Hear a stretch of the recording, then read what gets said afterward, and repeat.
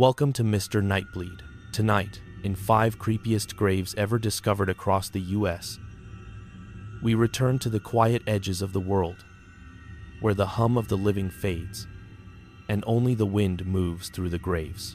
These are the stories buried in stone and soil, tombs that whisper, monuments that bleed history, and resting places that refuse to rest. Every account you're about to hear is real, taken from those who've stood before these graves and felt the chill of something watching from below. My goal this month is to reach 4,000 subscribers. Almost 90% of viewers wander in, listen, and vanish into the dark without subscribing. Don't be one of them. Join the darkness. Subscribe now. Relieve and test a viewpoint. 10 point. Before we begin, tell me in the comments where you're watching from and what hour of the night it is for you. And if there's a grave or cemetery in your town that truly unsettles you, type its name below, because when the world sleeps and the soil settles, some things beneath it do not rest.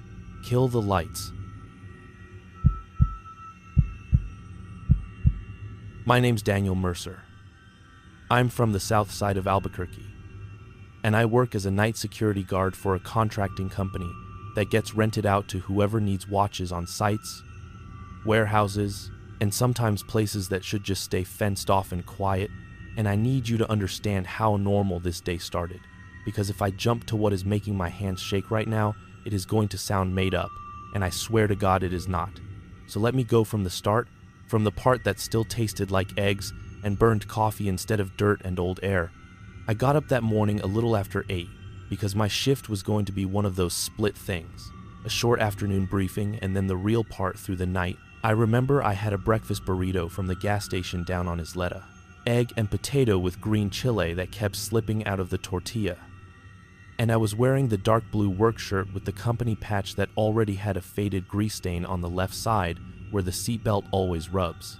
The one my supervisor keeps telling me to replace, but never actually writes up. And I checked my phone when I got in the truck. It said 9:12. And the only reason I even remember that number is because later, the time started to matter a lot. Back then, it was just another number before another long stretch of being paid to walk around in circles and make sure no one hopped a fence. The job for that week was a site that sat right up against an old cemetery on the edge of town. Not the big one everyone knows near the freeway. This was a smaller one off a side road. Maybe you would miss it if you blinked. Just a chain link fence, a rusted metal gate, a few cottonwood trees sagging over crooked white stones, and right next to it, on the other side of a temporary fence with a padlocked gate, was the dig. The archaeologists, as they called themselves. Truth is, I never knew if they were from the university or some private thing. They had that mix of dusty hats and expensive equipment I never touch.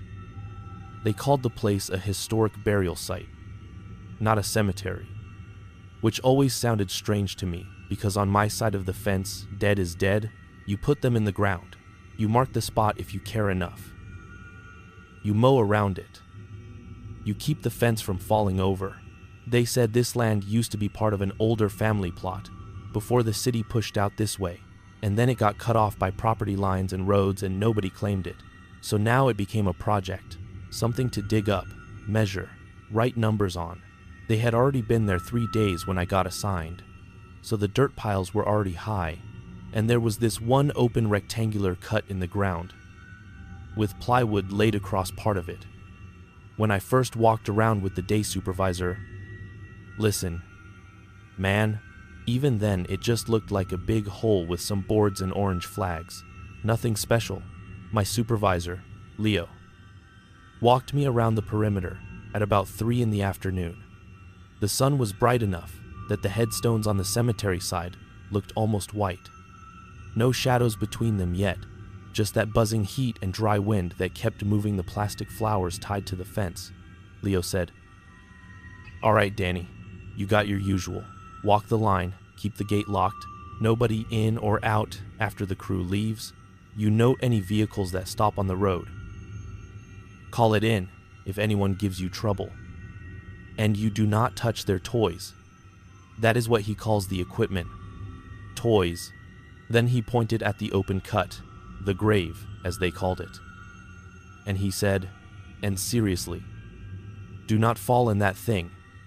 They will have us cleaning your mess out of there for a week. He laughed when he said it, and I laughed too. Not because it was funny, but because you always laugh when the supervisor does. That was around 3:40. My phone still had plenty of battery. The archaeologists were down in the hole then, at least 2 of them, maybe 3, bent over brushes and little tools. They had this crate set up with bones laid out on a cloth, long white pieces arranged in lines. And one of them, a woman with a bandana tied over her hair, was talking about axial something.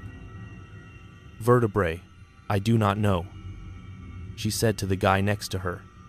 These claw marks are deeper than the last coffin, and that sentence was the first thing that did not fit.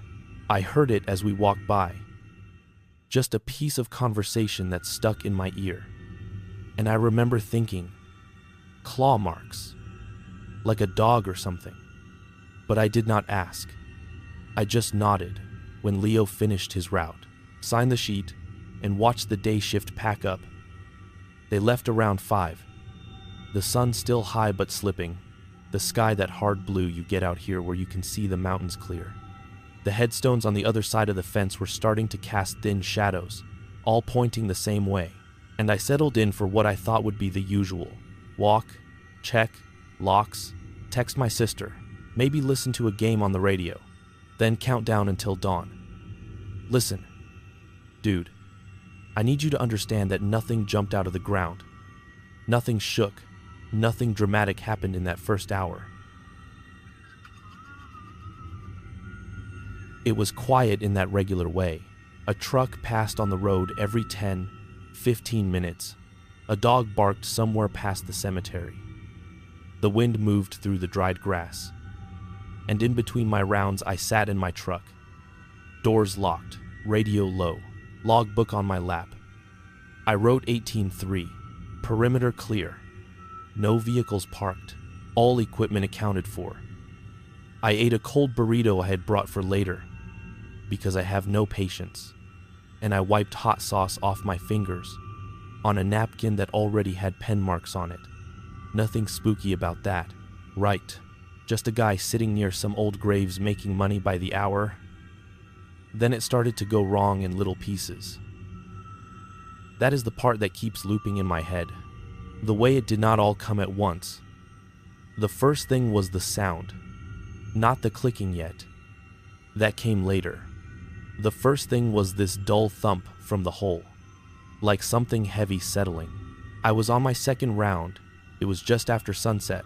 You know that time when everything is still kind of blue. Not dark, not light, and shadows start to stretch. I was walking along the temporary fence that separated the dig from the old cemetery fence. The chain link on one side, the plastic mesh and metal poles on mine, and the open grave was about 20 feet inside my line, still covered by that plywood they had dragged across part of it before leaving. And I heard it, a single thump from under the boards, not real loud, just enough to make the plywood flex a bit. You could hear the vibration. I stopped, turned my flashlight on, pointed it at the cut. The beam caught dust in the air and some tags on stakes. And for a second, I almost called out, which makes no sense. There was nobody there. I told myself the soil shifted, or the boards settled, or something. And I wrote it off, kept walking. I did not even put that in the log. I put 1912, exterior fence, secure, no incidents. I should have written it. I know that now. I circled around again, checked the padlock at the gate, kicked a stone out of the path, and walked along the cemetery side, close to the old fence, close enough to read some of the names if I had wanted to. I did not. I never really do. I have this thing about not reading names on stones. It feels like calling someone. I know that sounds strange. I just do not do it. But there was this one, a short stone right by a leaning metal cross. I caught a glimpse of the date as the flashlight passed, 2026, which is wrong because we are not there yet. We are in 2025, and my brain actually tripped over it. I swung the light back, ready to steady it. Read it again. Figure out that I saw it wrong, and it said 1926. 100 years earlier, just an old date, worn and chipped. I told myself, my eyes jumped. The 9 and the 0 blended in the beam, and I moved on. But my heart had already sped up once. Just from that tiny thing. Just from seeing a year that did not belong for half a second, and that was the leak starting. Even if I did not know it yet, by full dark the road had gone quiet. The sky over the cemetery was clear.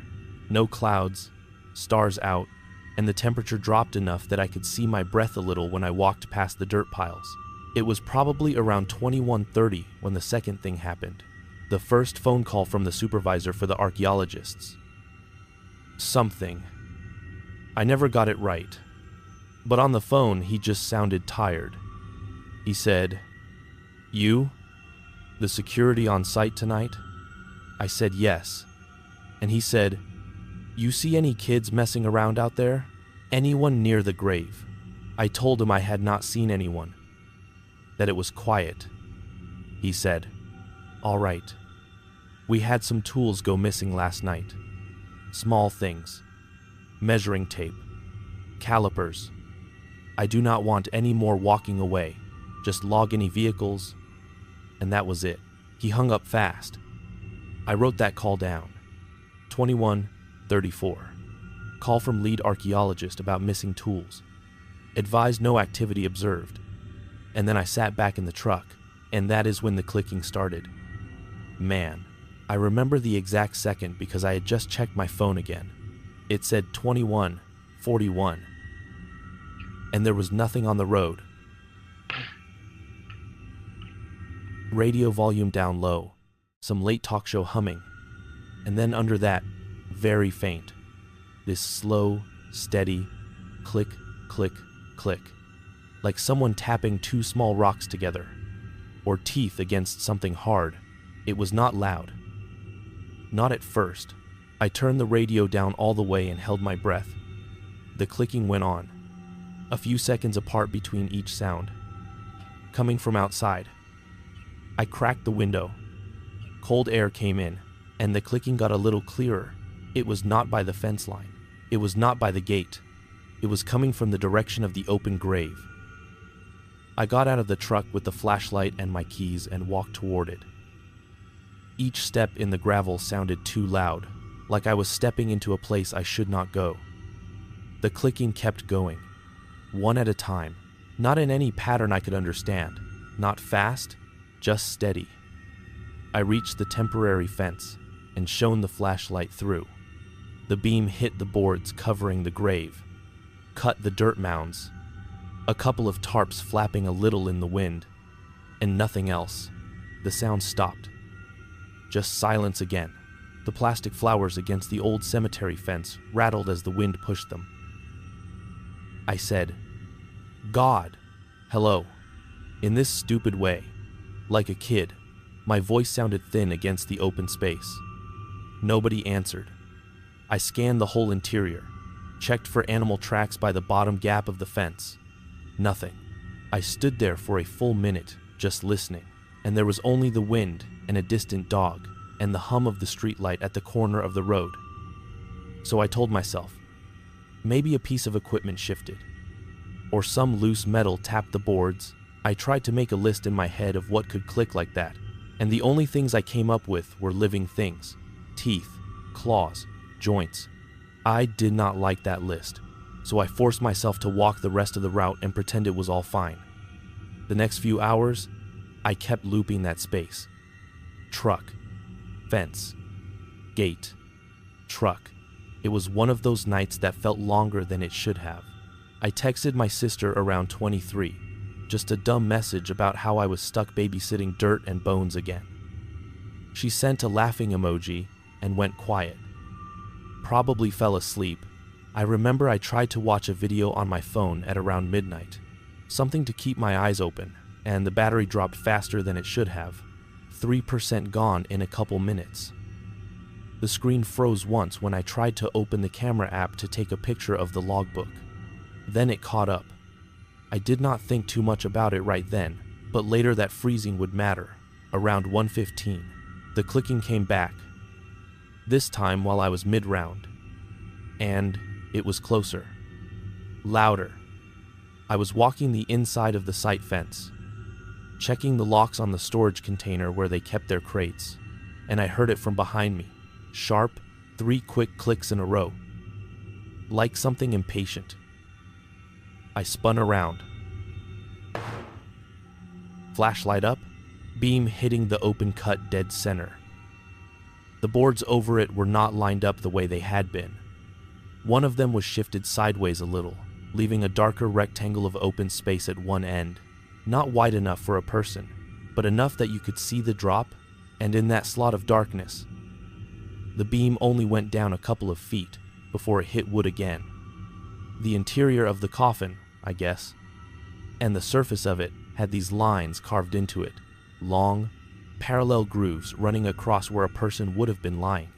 I remember seeing the way the light caught on the rough edges of those grooves, and my brain filled in, fingers dragging, nails digging in, enough pressure to cut into wood from the inside. I backed up a step without meaning to. The clicking stopped again, and I got this urge to call Leo, wake him up, tell him something was wrong. But what was I supposed to say? The inside of their coffin looks like something tried to rip its way out, so I wrote it in the log instead. 1:19. Boards over primary excavation appear shifted. Interior wood shows heavy gouges. Possible prior damage from burial. Will inform crew in morning. The wording looks calm on paper. I was not calm. My pulse would not slow down. I went back to the truck and sat with the engine running, heater on, trying to tell myself I was being dramatic, that old coffins are bound to be damaged, that the boards could have shifted if the ground settled. Then I heard footsteps. Not the clicking. This was separate. This was actual boots on gravel coming from the road. I checked the mirrors, saw a figure walking along the edge of the cemetery fence, staying on the outside, not on my side. The person was moving slow, hands in the pockets of a heavy coat, hood up, head down. I stepped out of the truck and called, "Hey, you all right?" It was late. That road does not get many walkers at that time. The figure stopped right opposite the open gate of the cemetery. Not at my gate, the old rusted one for the graves, and turned their head toward me. I could not see a face under the hood at that distance, just darkness. They lifted one hand out of their pocket and made this small gesture with their fingers, like a wave, but slower. And then they turned and pushed the cemetery gate. The thing was supposed to be chained. I know because I checked it back when there was still some light. The chain had been looped, but the padlock was just hanging through it, not actually closed. The gate opened partway with a squeal. The person stepped through among the headstones and moved between them. The shadows took them fast. I called again. "You cannot be in there this late." But my voice died out in that space. No answer, no movement. I thought about going after them, but the cemetery was not my property. My area stopped at the temporary fence. My job description did not say chase strangers into graves. So I wrote it down. 1:36. One individual observed, entering old cemetery through main gate.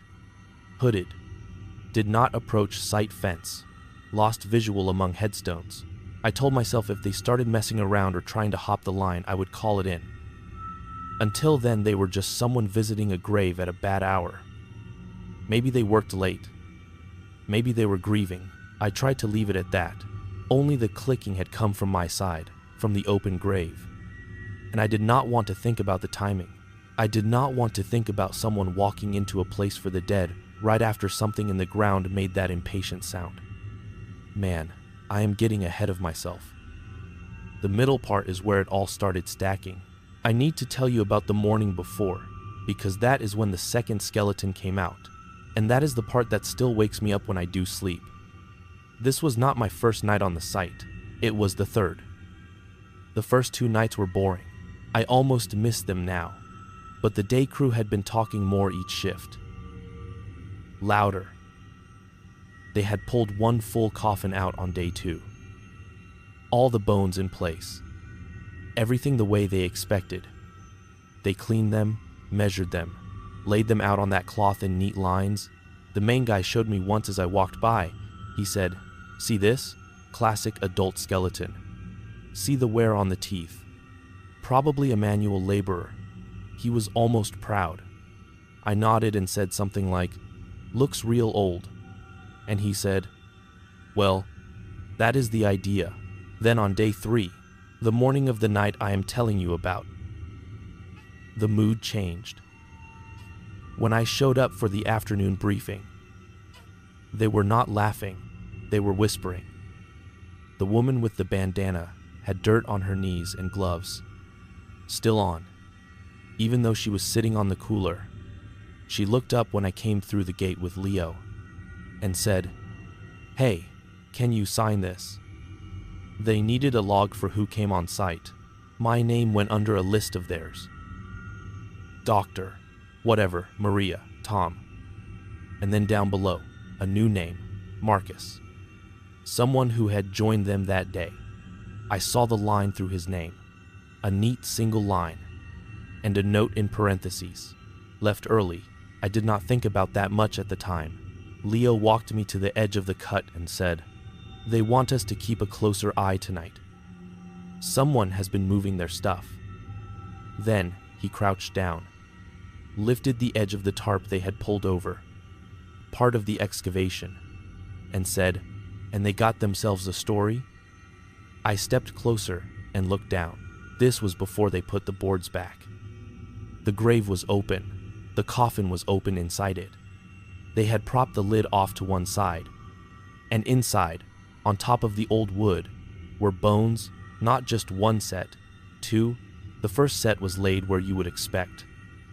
The long bones lined up, the ribs arched, the skull at one end.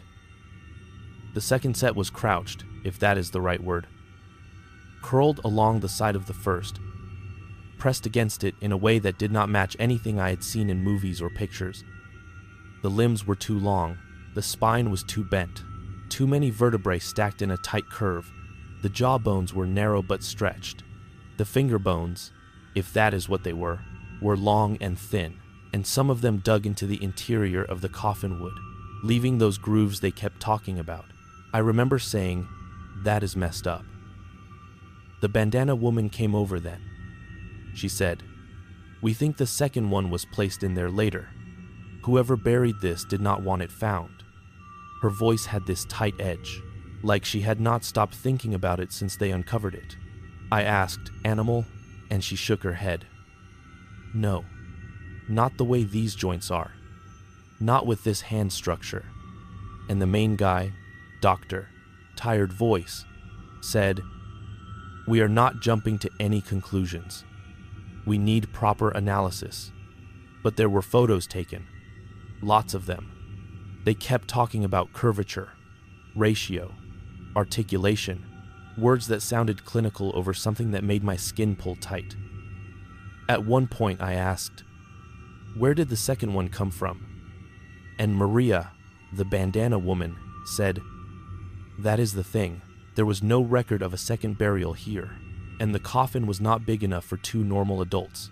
So either someone opened this back up and shoved something in, or..." And she stopped, looked at me like she had said too much, then changed it to, "or centuries of movement made everything shift." She did not sound like she believed her own second option. They covered the grave with plywood and tarps after that. She believed a grave with own said, and they makes about face 4 D native few chairs, more carefully than before. Like they did not want any dirt or light to touch what they had seen. Like they wanted to press a lid back onto something that did not want it. They were supposed to secure everything, catalog, and then leave by 6. That was the plan. A normal plan, only Marcus did not sign out. His name was there with the line through it, and that note left early.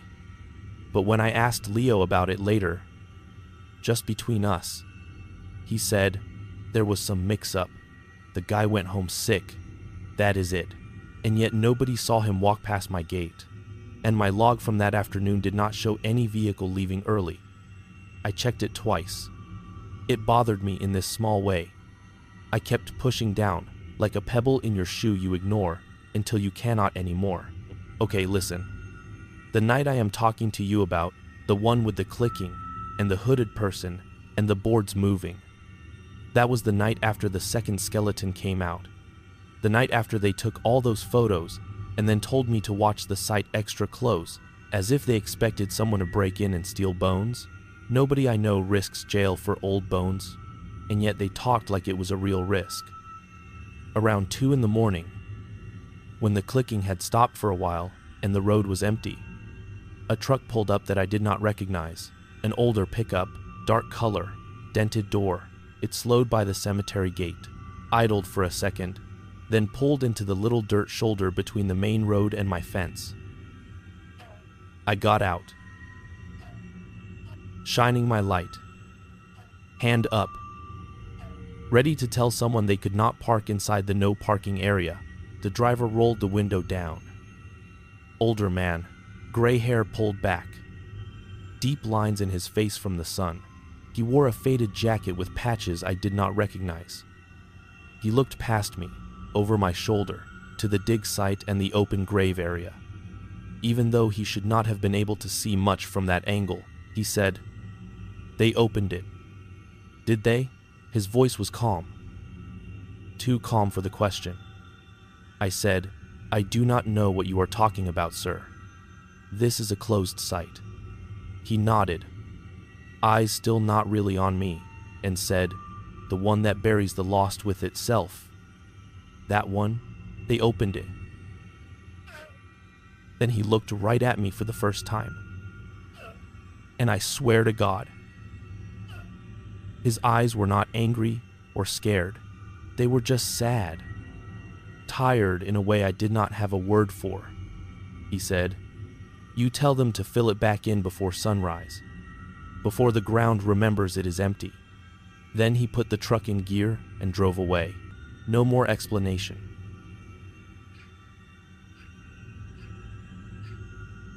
No asking to go in, nothing. I stood there with my mouth open, logbook under one arm, my free hand holding the flashlight that suddenly felt too small. By the time my brain caught up and I thought, I should get his license plate, his taillights were just 2 small red dots down the road. I went back to the truck and wrote in the log, 2, 3, older male in pickup stopped on shoulder. Advised he could not enter. Stated, quote, "Tell them to fill it back in before sunrise." End quote.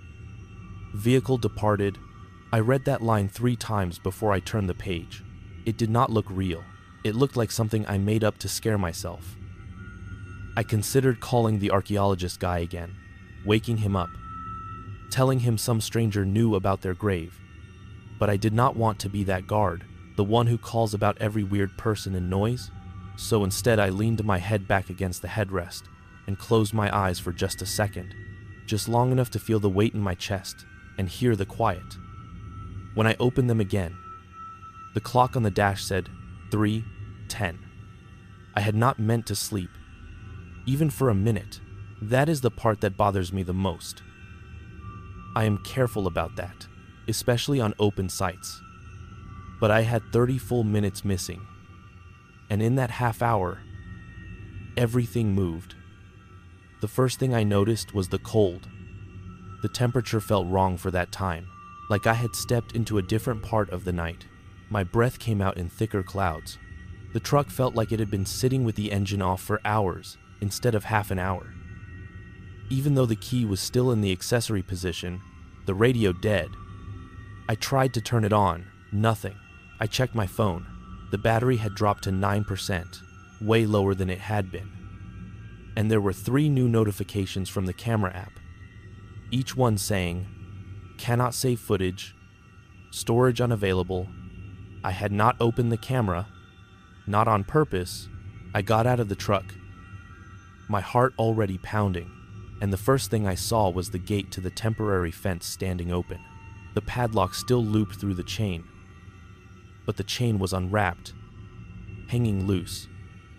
The gate swung a little in the wind, metal lightly tapping metal. I know I locked that gate. I do it by muscle memory. Chain through twice, padlock through the last link. Snap shut, tug, check, every round. I know. I went cold from the inside out.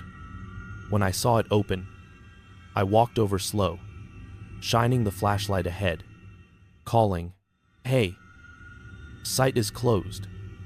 You cannot be here." No answer. The beam of light moved over footprints in the dirt, more than mine. Small partial impressions, some going toward the pit, some coming back. But they overlapped so much I could not count them. It was like someone had paced back and forth over the same line. I followed them in, every instinct telling me to wait for backup.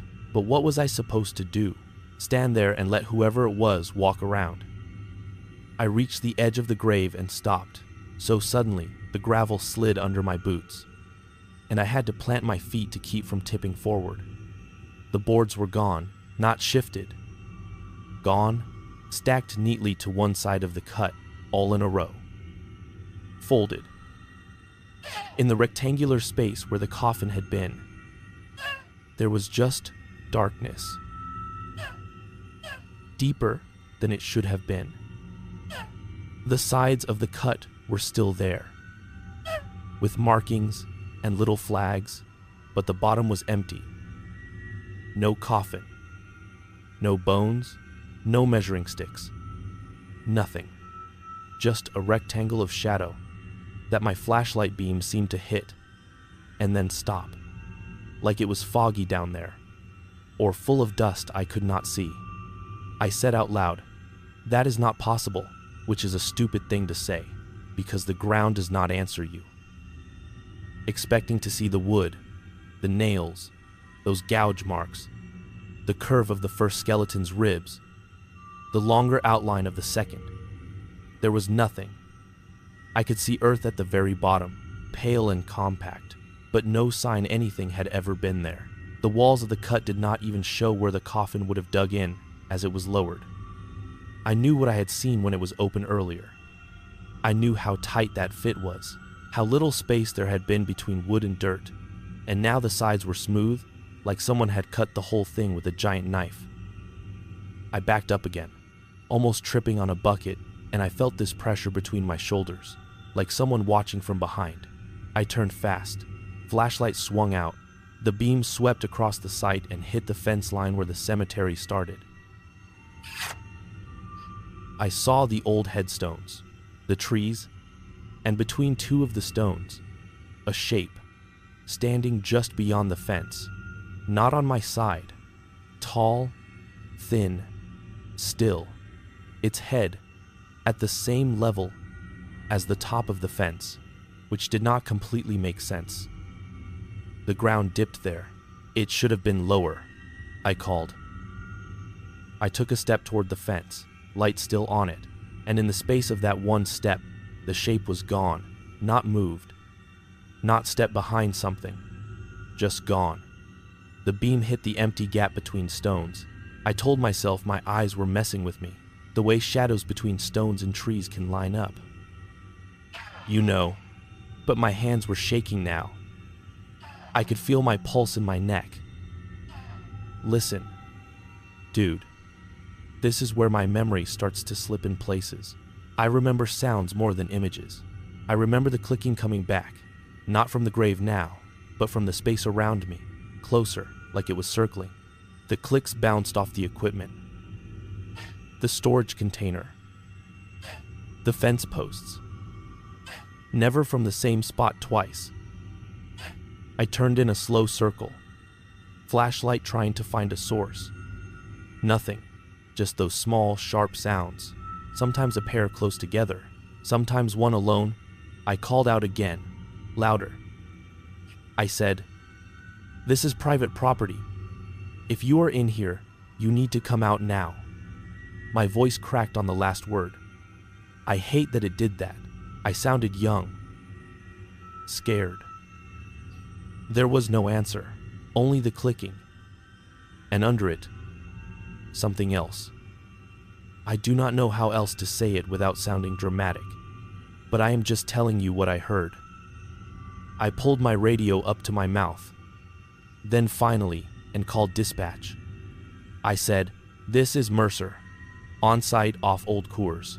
I have a possible intruder and possible tampering with the excavation, requesting backup unit." The radio hissed for a second. Then the dispatcher answered. Calm. "Like always," she said. "Copy that.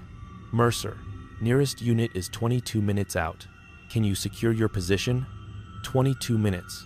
Felt like someone telling me to stand in a doorway during a storm and hold the door shut with my hands. I said, "I will stay by the gate. Do not disconnect.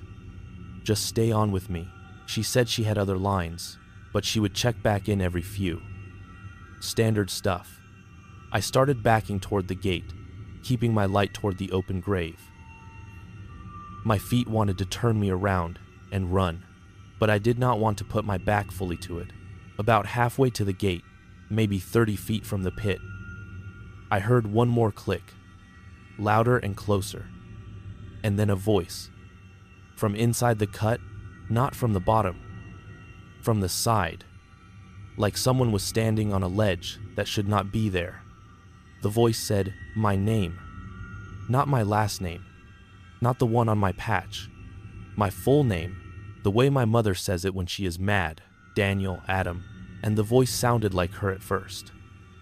Same tone, same rhythm. I know that sounds like the part where you stop believing me, but I need you to follow this. I froze. Every muscle in me did. My throat closed. The flashlight beam shook so hard, the circle of light on the ground danced. The voice said, "Come here. I want to see you." And the way the words came out, the circle of light 9, it was like they had been practiced by someone who had heard her talk a lot, but did not fully understand how to shape them. There was this extra edge on the vowels, too firm, too slow. I forced myself to say, "Mom, is that you?" It felt ridiculous, even as I said it. My mother was at home on her couch watching her shows. Not down a hole by an abandoned cemetery at 3 in the morning. The voice answered, "Yes, honey. I fell. Can you help me?" Only she never calls me honey, not in years. That word stuck out more than anything. It was wrong. It was like hearing a song. You know, with one note changed, my foot hit something behind me. The gatepost. I had made it that far without realizing it. I said into the radio, "There is a voice. I think someone is trapped. Send fire. Send someone." And the dispatcher said, "What kind of voice?" But she sounded farther away, like the radio was losing signal. I kept my eyes on the cut, on that rectangle of darkness. And then, slowly, something pale moved along the inside wall, just below the surface. Sliding, a hint of fingers, too long, pressing into the earth, but not leaving marks. Feeling for an edge.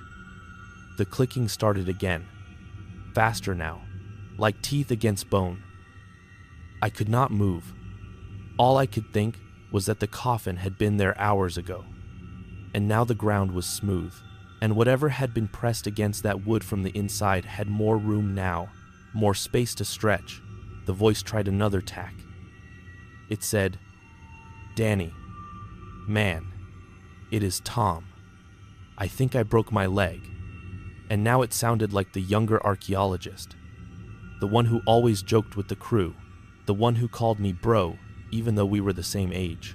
The pitch was close, but the words came out in a heavy way, like someone pushing them through mud. I knew Tom was at home too, and even if he was not, he would not be in a grave without a truck or car outside. I said, "You are not him. Whatever you are not him." My teeth were chattering so hard by then. I bit my tongue. I tasted blood. I wiped it away with the back of my hand. And the feeling of that, the wet on my skin, made everything snap for me. Some stubborn part of me woke up. I hit the floodlight switch by the gate, the one that lights the whole site when they are working late. The bulb sputtered for half a second, and then blasted the place with white light. Sudden and harsh, everything went from deep shadows to flat brightness. And in that instant, the clicking stopped. There was no one in the grave. No pale thing on the wall. The dirt sides looked normal again, the bottom still empty. I could see every small stone and bit of root. There was nowhere for anyone to stand and hide. Nowhere for an arm to slide along the side without leaving a mark. My radio crackled. The dispatcher's voice came through clear. She said, "Mercer, repeat your last." "You cut out," I said. "Never mind the voice, just send the unit. There has been tampering with the excavation." And I went to the gate, closed it, wrapped the chain through twice, clicked the padlock shut, and this time I did not look back until I heard the backup unit pull up, the red and blue lights flashing across the stones of the old cemetery, making the names and dates leap out and disappear as they rolled. The other guard, Eddie, stepped out, rubbing his eyes. He said, "What did you drag me out here for?" Man, I walked him through what I could without sounding insane. I showed him the log with the times, the notes about the boards, the missing coffin. His face went from annoyed to tight and quiet. He said, "You sure nobody came through here? No vehicles? No kids?" I pointed at the shoulder, where the truck had been, the little marks where its tires had cut into the dirt, already starting to lose their edges from the cold. I said, "Only the one old guy." And he did not get out. Nobody else.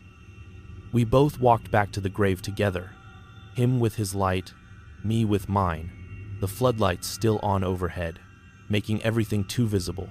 The cut looked the same as when I had seen it minutes before. Empty. Smooth. Wrong. Eddie said, "Maybe they moved everything and forgot to tell you." I said, "You know they would not do that.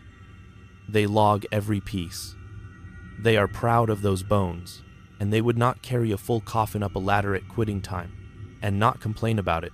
He could not argue with that. He just shook his head and said, "Well, it is not here now, and you do not get paid enough for this nonsense." We both laughed a little then, not because anything was funny, but because we needed some sound that was not clicking or that voice. He stayed the rest of the shift with me. We took turns sitting in the truck and walking the line. Nothing else happened. No more sounds, no shapes at the fence, no strangers on the road. When the sun started to push up behind the hills, turning the sky light blue, the site looked normal again, in that way that makes you wonder if you imagined the whole thing. At 7, the archaeologists started showing up. Cars, one by one. Coffee in hand, jackets pulled tight. They looked tired, but not in the way I felt. They were just early morning, tired. They went straight to the grave when we let them in. I watched from near the gate as the main guy stopped short at the edge, his shoulders stiffening. Maria came up beside him, then Tom. They all stared down at the empty cut. There was a long silence, and even from where I was I could feel it, like the air between them had gone thick. Finally, the main guy turned and walked over to me, his face pale. He said, "Did you move our coffin?" His voice was flat. No accusation yet, just shock. I said, "No, sir, I did not touch it. You know I am not allowed." He looked past me at Eddie, who backed me up, said, "We both saw it empty at around 3. It was like that when I got here. The archaeologist rubbed his forehead, fingers shaking a little. He muttered something about vandalism, about how someone was going to lose funding. All these words that sounded big and bureaucratic, but his eyes kept going back to the hole, like he expected something to climb out. Maria came up close enough that only I could hear her. She said, "Did you hear anything from it?" Her question was too specific, too pointed, like she had been waiting for that scenario. I thought about lying, saying no, because admitting the voice and the clicking would make it more real. But she had that look that said she maybe already knew the answer. So I said, "I heard something. I heard noises that sounded like tapping, and maybe a voice. I am not sure." She closed her eyes for a second, nodded, and said, "You should go home and sleep, Daniel. You look like you are about to fall over." And the way she used my full name made me flinch. I had not told her my middle name. I had not told any of them. I checked my patch to make sure it had my first and last only. Like always, it did. I asked, "Did you talk to a guy from the Pueblo, older, gray hair, pickup truck?" She froze, then slowly shook her head. No, then yes, then said, "We spoke to someone before we started the dig, weeks ago. He told us there were stories about this place, that the ground here did not like to give things back, but we thought he meant we would find less than we hoped. Not," she gestured at the empty cut, "not this." I told her what the old man said, his exact words, about filling it back in before sunrise. She went a little gray around the mouth. The main guy called everyone over then. Round, about, said they were pausing the excavation, that they needed to report a theft or disturbance, that nobody was to talk about it outside the team. You could feel the fear in that order. The way he tried to hide it made it worse. I signed out at 8, handed the log over, told them they could call the company if they needed the notes copied. My shift was officially over. I could have gone straight home, straight to bed, but instead I got in my truck and drove, not to my place, not to the company office. I drove to the big cemetery near the freeway, the one with the wide lanes and the newer graves. I do not even know why. Maybe I was trying to prove to myself that this was just one strange sight, that other places for the dead behaved. I parked by the fence, engine off, and just sat there, looking at the rows of stones, the morning sun making long shadows, cars passing on the freeway behind me. Normal city noise. My hands started to shake, then in a way they had not while I was on the job. Now that I was alone and off the clock, the reality of what I had seen and heard was coming in. I tried to picture some rational explanation, like the coffin being pulled out by a crane I somehow slept through, or someone playing recordings through a speaker to mess with me. But every version I ran through fell apart on the details. The missing time, the open gate with the lock still in the chain, the way the dirt looked like it had never held anything, the way the voice shifted from my mother to Tom and used words they do not use. I sat there until my phone buzzed. It was a text from Leo. It said, "Call me when you wake up. We need to talk about last night's report." That was hours later. I had not told him yet, but they had already called the company, complaining or asking questions. I did not answer. I put the phone face down on the dashboard and stared at the fence in front of me, and this thought formed in my head so clear, it might as well have been someone else saying it. If the ground can decide what it keeps and what it gives back, if it can let one thing out and hold another, what else can it change without anyone agreeing? I'm not saying Bones got up and walked away. I am not saying anything climbed out. I never saw that. All I know is that one night there were 2 sets of remains laid out in a wooden box with claw marks on the inside, and the next night there was only the shape of a hole that did not fit what had been there, and a voice from the dark that knew names it should not. Since that shift, I cannot drive past any cemetery, big or small, without feeling the weight of all that dirt pressed over all those boxes and bags and cloths, all those names carved in stone. I change routes now, even if it takes me 20 extra minutes. I go around. I avoid streets that run alongside fences with headstones behind them. When I cannot avoid it, I turn the radio up and stare straight ahead. I will not look at the dates. I will not read the names. I keep my eyes on the road and my hands tight on the wheel. I told the company I will not take any more posts near graveyards or memorial parks. They laughed at first. Said, "What? The big tough night guard is scared of a few rocks and flowers?" I did not laugh back. I told them they could fire me if they wanted, but I was done with burial sites. They shifted my schedule around after that. I got warehouses and storage lots, places with concrete and shelves and forklifts.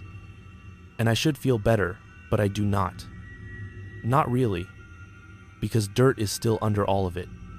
And sometimes, late in my shift, around that same time, the clicking started that night. I will hear a small sound in the quiet, something tapping, not metal, not plastic, and I will freeze, waiting, listening to see if it repeats. I tell myself it is just pipes, or a rat, or a pallet shifting. Something normal. And most of the time it probably is. But once in a while the sound has that same rhythm, that same deliberate space between each tap, like something counting. I am telling you this sitting in my truck right now, in another lot, nowhere near a fence or a stone. It is 3-2 inches the morning. My phone screen is cracked from when I dropped it the day after the site closed. My battery is at 14%, and I have not slept right since that night. Every dream I do manage to slip into ends the same way. I am standing at the edge of that cut in the ground, looking down at nothing, and something just out of sight below my feet is clicking its teeth together, waiting for me to lean a little closer so it can try another voice on me. One I trust. I know how this sounds. I know you can try to line it up with stress and sleep debt and imagination. You can say, I nodded off and dreamed that half hour and the crew just moved their coffin. But the archaeologists never found it again. Not in the storage, not on any camera. Nobody filed paperwork about relocating it. I heard that from Eddie, a lugger from a Debaloo, ad in 1-4, who still does jobs near that site sometimes. He says the ground there keeps settling in a way it should not. Cracks showing up around that cut even after they filled it back in, even after they poured gravel. Sometimes you can cover something over and pretend it was never opened, but the earth remembers. That is what the old man in the truck meant, I think. And if the ground there once held something that did not belong, something that curled itself around another set of bones and dug its way into the wood to hold on, then there is a place under that city, under all of us, where not everything buried is human, and not everything that shares a grave is resting. I will not walk past cemeteries anymore. I will not even park near them unless I have no other choice. And if some crew ever asks me to watch another dig near old stones, I will hand the keys back and tell them to find someone who has not heard their own name coming up out of a grave that was supposed to be empty. My name's Daniel Mercer. I'm from a little place called Briar Ford, up in upstate New York, and I work as the maintenance guy for a brick church with a white bell tower and the graveyard that wraps around it. And I am sitting in my car at the gate right now at 3 in the morning, watching my breath fog up because the heater cuts out if I let the engine idle too low, and this battery is not going to survive another winter. And I am talking into a cracked phone screen because I cannot walk in there again without saying this out loud to somebody first. Man, I swear to God, I need you to listen to me for a minute. Just listen, because I am not making any of this up and I know how it sounds. I know how it sounds. Today started normal. That is the part that keeps looping in my head. How boring it was at first. How boring and small. I woke up a little after 6 because the radiators in my apartment bang when the heat kicks on.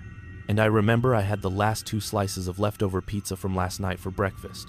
Cold, standing at the counter in my work pants, the dark green ones with the knee patches, and I got a grease stain right above my left pocket that is still there right now.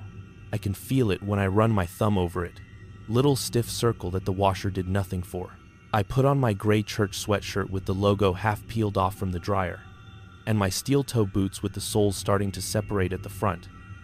And I checked the time on my phone, 6:42, same as always, because I have to be at the church by 7 to unlock the side door for the preschool parents that use the basement classrooms.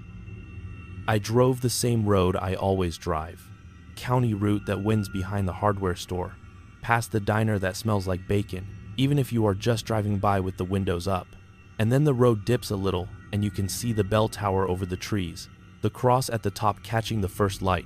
The cemetery sits behind the church and spills down a little slope, stones packed tight around 3 sides of the building, like the church grew up out of the dead instead of the other way around.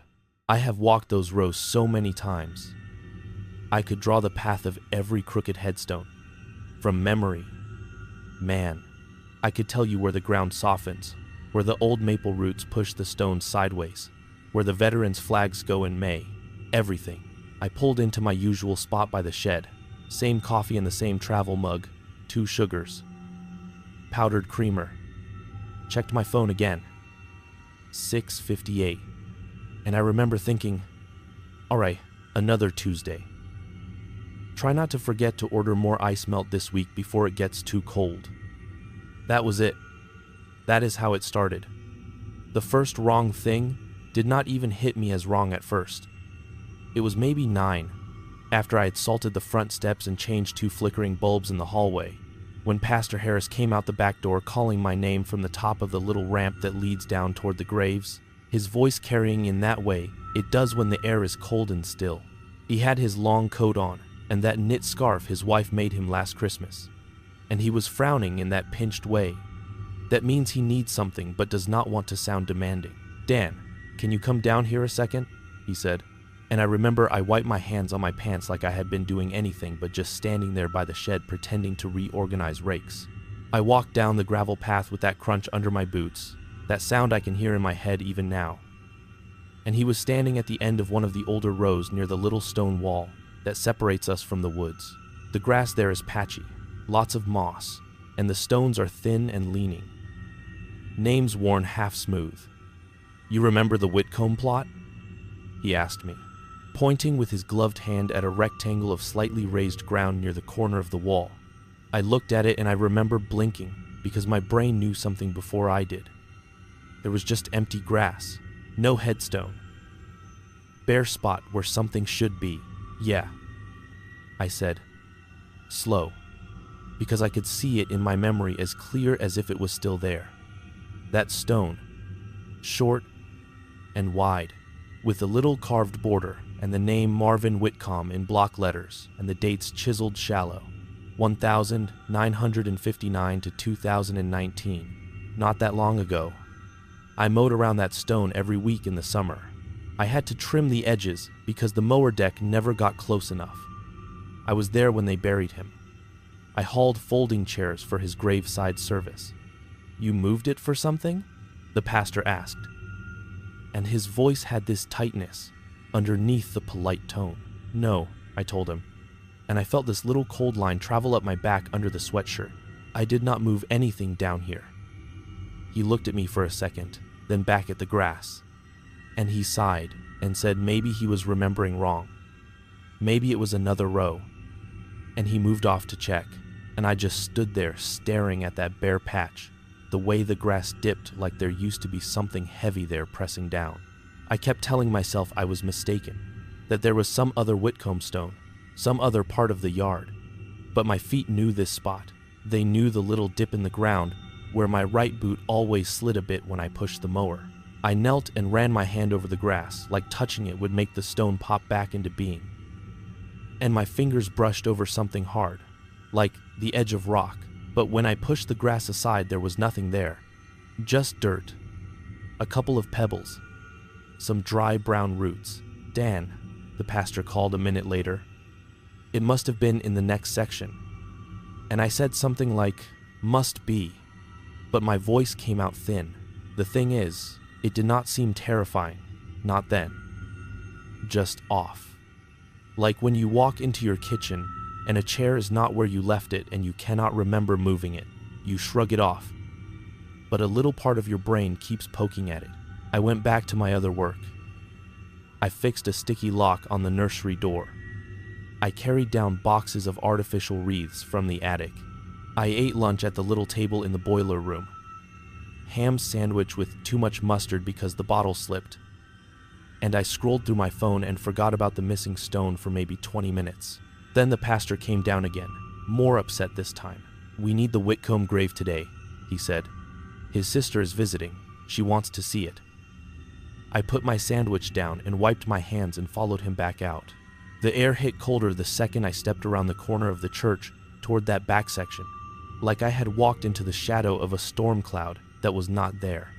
I could see my breath in front of my face, even though the sun was bright and I was sweating under the sweatshirt just a minute before in the boiler room. The pastor stopped halfway down the path and rubbed his hands together, saying how it felt like November back here. And I pulled my phone from my pocket to check the temperature, because that is what you do. Right, you look at the little number like that means anything. It said 46. The weather app said it felt like 44. Back by the shed, it had felt like low 50s when I checked earlier. I walked those last few steps with my teeth starting to chatter, and I swear to God I could feel the change, like a line drawn across the grass.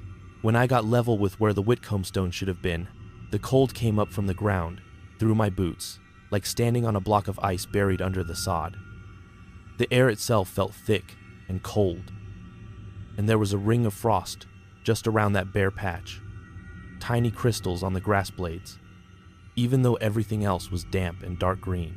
"This is where it was," the pastor said, his voice small, like he knew he was asking me if reality was still there where he left it. "You remember the inscription, right? He used to say he would take everything with him when he died. You remember that? That is why they put that line on there, about taking it all along." And it hit me that he was right, that the bottom of the stone had that extra line in smaller letters. "Here I take it all with me," and we had all kind of smiled about it when the stone came in from the engraver. I nodded and said, "Yeah, this is the spot." He just stood there for a moment, then took a slow step back, like the cold had pushed him. "Maybe the ground shifted," he said. "Maybe it fell." But the words did not sound like he believed them. After he left, I could not stop thinking about it. The next few days, little things started to go missing around that patch. I am not talking about people's jewelry or something dramatic. I mean the small stuff that makes a place feel solid. On Wednesday, I left my rake leaning against the tree that stands 3 graves over from the Whitcomb plot when I went in to use the bathroom. When I came back out, there were fresh tracks in the dew from my boots, and the rake was gone. I looked by the shed, the front steps, the ramp, every place I might have absent-mindedly carried it, but it was not there. I finally found it laid down flat, teeth pointing toward that same bare patch of ground, half buried in leaves right at the edge of it, like someone had gently set it down and then pushed it a little into the dirt. On Thursday, one of the little solar lights a family had put by their mother's grave vanished. Those things are always crooked or dead, so I noticed when that corner looked darker. The plastic stake had been sunk deep. I remembered because I helped the son shove it in with his boot, and he complained about how rocky the soil was. There was just an empty little round hole now, filled with dry, crumbly dirt, no light in sight. On Friday, 2 of the fake flower arrangements that had been wired to metal stands along the row were simply not there anymore. The wires were still twisted around the stands, hanging loose, like something had slipped the flowers right out of them without straightening the metal. I asked around. I really did. I asked the pastor if any families had come by to clean up grave decorations. He said no. I asked the volunteers who sometimes help on weekends if they had moved things, if maybe they had taken stuff inside for winter. They all shook their heads. "Maybe kids," one of them said. But his eyes slid toward that back section when he said it, and he did not sound convinced. I started testing it, like an idiot, like a kid messing with a socket after getting shocked once because he needs to be sure. On Saturday afternoon, after the funeral for Mrs. Larkin, I took one of the metal folding chairs from the tent and set it right at the edge of that cold patch, front legs almost touching the frost-dark circle only I seemed to notice. I told myself I was doing inventory, that I just happened to leave it there. But my heart was beating fast, and I checked my phone every couple of minutes to see the time. 3:12, 3:16, 3:19. I walked back inside to help stack hymnals, left it maybe 10 minutes. When I came back out, that chair was gone. There were my footprints and the pastor's from earlier, and nothing else, just that bare patch of ground and the grass slightly pressed like something heavy had been there. Like when you move a couch and there is that rectangle in the carpet. I found the chair maybe 2 hours later. It had sunk. That is the only way I can say it. It was down in the dirt at an angle in the dip that marked Whitcomb's grave. The legs swallowed up to the middle, like it had been slowly lowered into wet concrete that then hardened around it. Only the backrest and part of the seat were visible. I tugged on it with both hands and it did not budge. The metal was ice cold, colder than metal should feel in 40-degree weather. My palm stuck to it for a second, like the time in elementary school when a kid put his tongue on the metal railing in January. I had to peel my fingers away. That is when I stopped thinking it was just some weird sinkhole or prank. Something was wrong with that ground. He promised to take everything with him, Pastor Harris said. The next morning when I showed him the chair, my voice shaking harder than the metal, he stood there, scarf flapping a little in the breeze that did not seem half as cold as the air over the grave, and he said it like a joke that did not land. He always said that, all through chemo, all those visits. Said he was not leaving anything behind for the state or his ex-wife or anyone. I am taking it all with me, Pastor. That is what he used to say. He tried to laugh, but it came out wrong, thin and high. Then his face went serious again and he told me to call the grounds committee about a potential sinkhole, have them send someone to look. The storm hit first. Upstate weather is strange. You get these sudden systems that roll in off the lake or the mountains and dump on you out of nowhere. This one had been on the radar for a couple of days. Big blue and green swirl on my phone screen with little lightning symbols skittering around. Sunday night, it started spitting rain after the evening service. Nothing serious, just that cold drizzle that makes your sleeves heavy. I live about 10 minutes from the church, like I said, and from my bedroom window I can see the faint outline of the bell tower when the sky is clear, like a darker shape against the dark. That night I sat watching it while the rain came down louder and louder, white noise against the glass, and every now and then the whole sky would flash and I would count the seconds before the rumble to see how close it was. Old habit. I checked my phone one last time. 12:37. Plugged it in, tried to sleep, kept seeing that chair half eaten by the ground when I closed my eyes. I do not know what woke me. Could have been the thunder or the way the wind was pushing at the building, making the old pipes groan. All I know is I opened my eyes and the room was blinking with light from outside, the kind that makes everything look flat and shadowless for a second.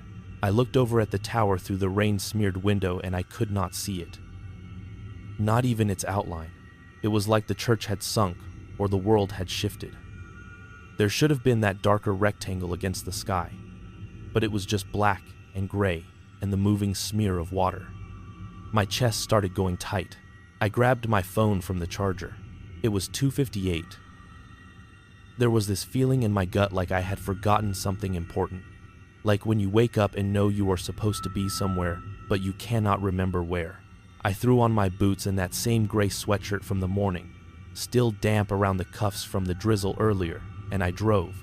The roads were slick, wipers not quite keeping up, that thudding sound on high speed.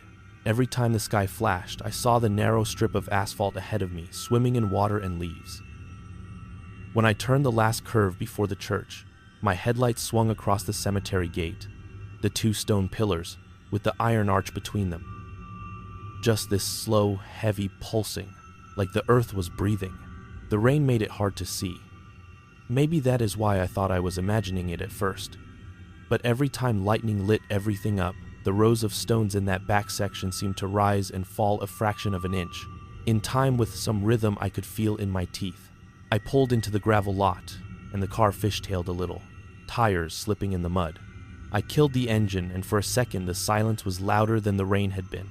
Just the ticking of the hot motor and the hiss of water on metal. Then I heard it. Under everything else. This deep, slow sound. Not quite a growl. Not quite thunder. The only thing I can compare it to is when you put your ear against someone's chest and listen to their heartbeat and the way their breath moves through them. It was like that, but wide, all around me, coming from the ground behind that gate. I know I should have stayed in the car. I know that.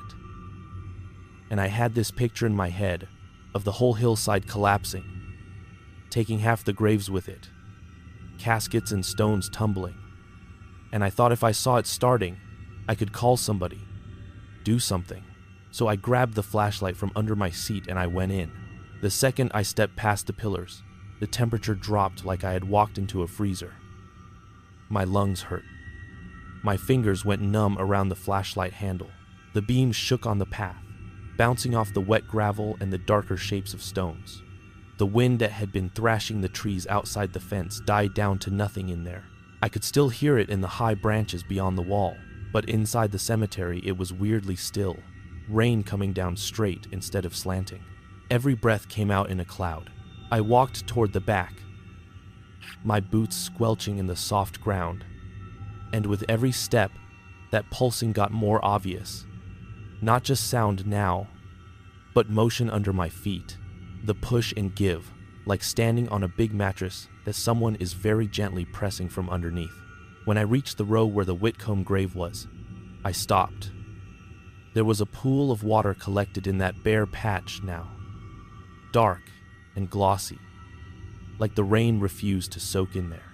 The grass around it was plastered flat, and the frost was gone, replaced by this slick, almost oily sheen. The metal chair was gone entirely.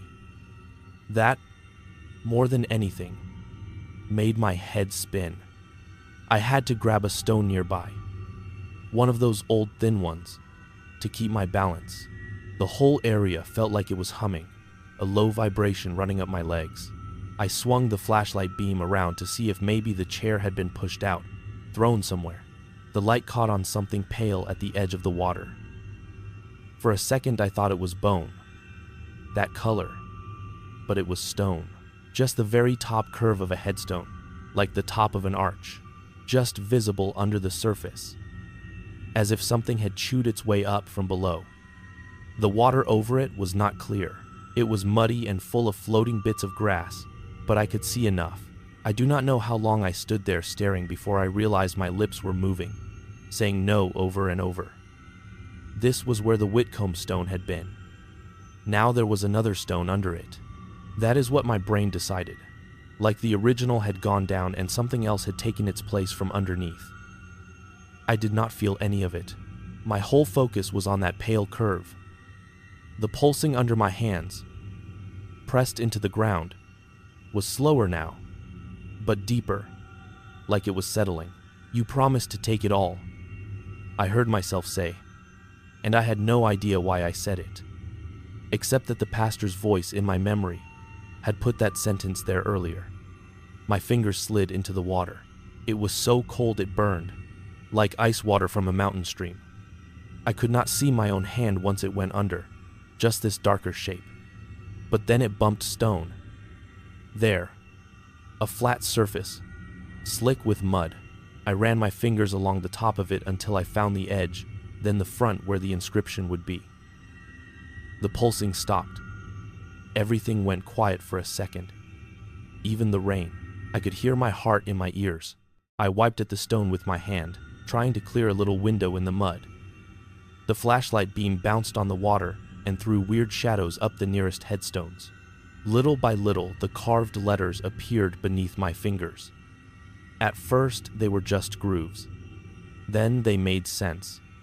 Marvin Whitcomb. Same name as before. Same shallow block letters. Below that, the dates. I whispered them as I read them, just to make them real. 1959. That was the birth year. I remembered that already. The death year had been 2019. I remember that too. I remember looking at it while mowing, thinking how recent it was. Under my hand, in the mud-rippled water, the last 4 numbers were not 2019. They were this year. This year. And the day, the month and day, were not the one I remembered either. They were the next day. Not the day he died 3 years ago. Tomorrow. I yanked my hand back, like I had touched a live wire. I fell backward onto the wet grass, the flashlight rolling away and skittering light over the stones. The pulsing came back all at once, harder now, enough to jostle the water in the pool so it lapped at the muddy edges. I scrambled on hands and knees to grab the light, my breath coming in these short little gasps that did not feel like they were doing anything. I shone it back at the stone, blinking rain and mud out of my eyes, but the water had gone more opaque, churned up by whatever movement was underneath. I could still just make out the carved line at the bottom, the one I remember from the original stone. Here I take it all with me, but the dates were lost in the murk. I got up and I ran.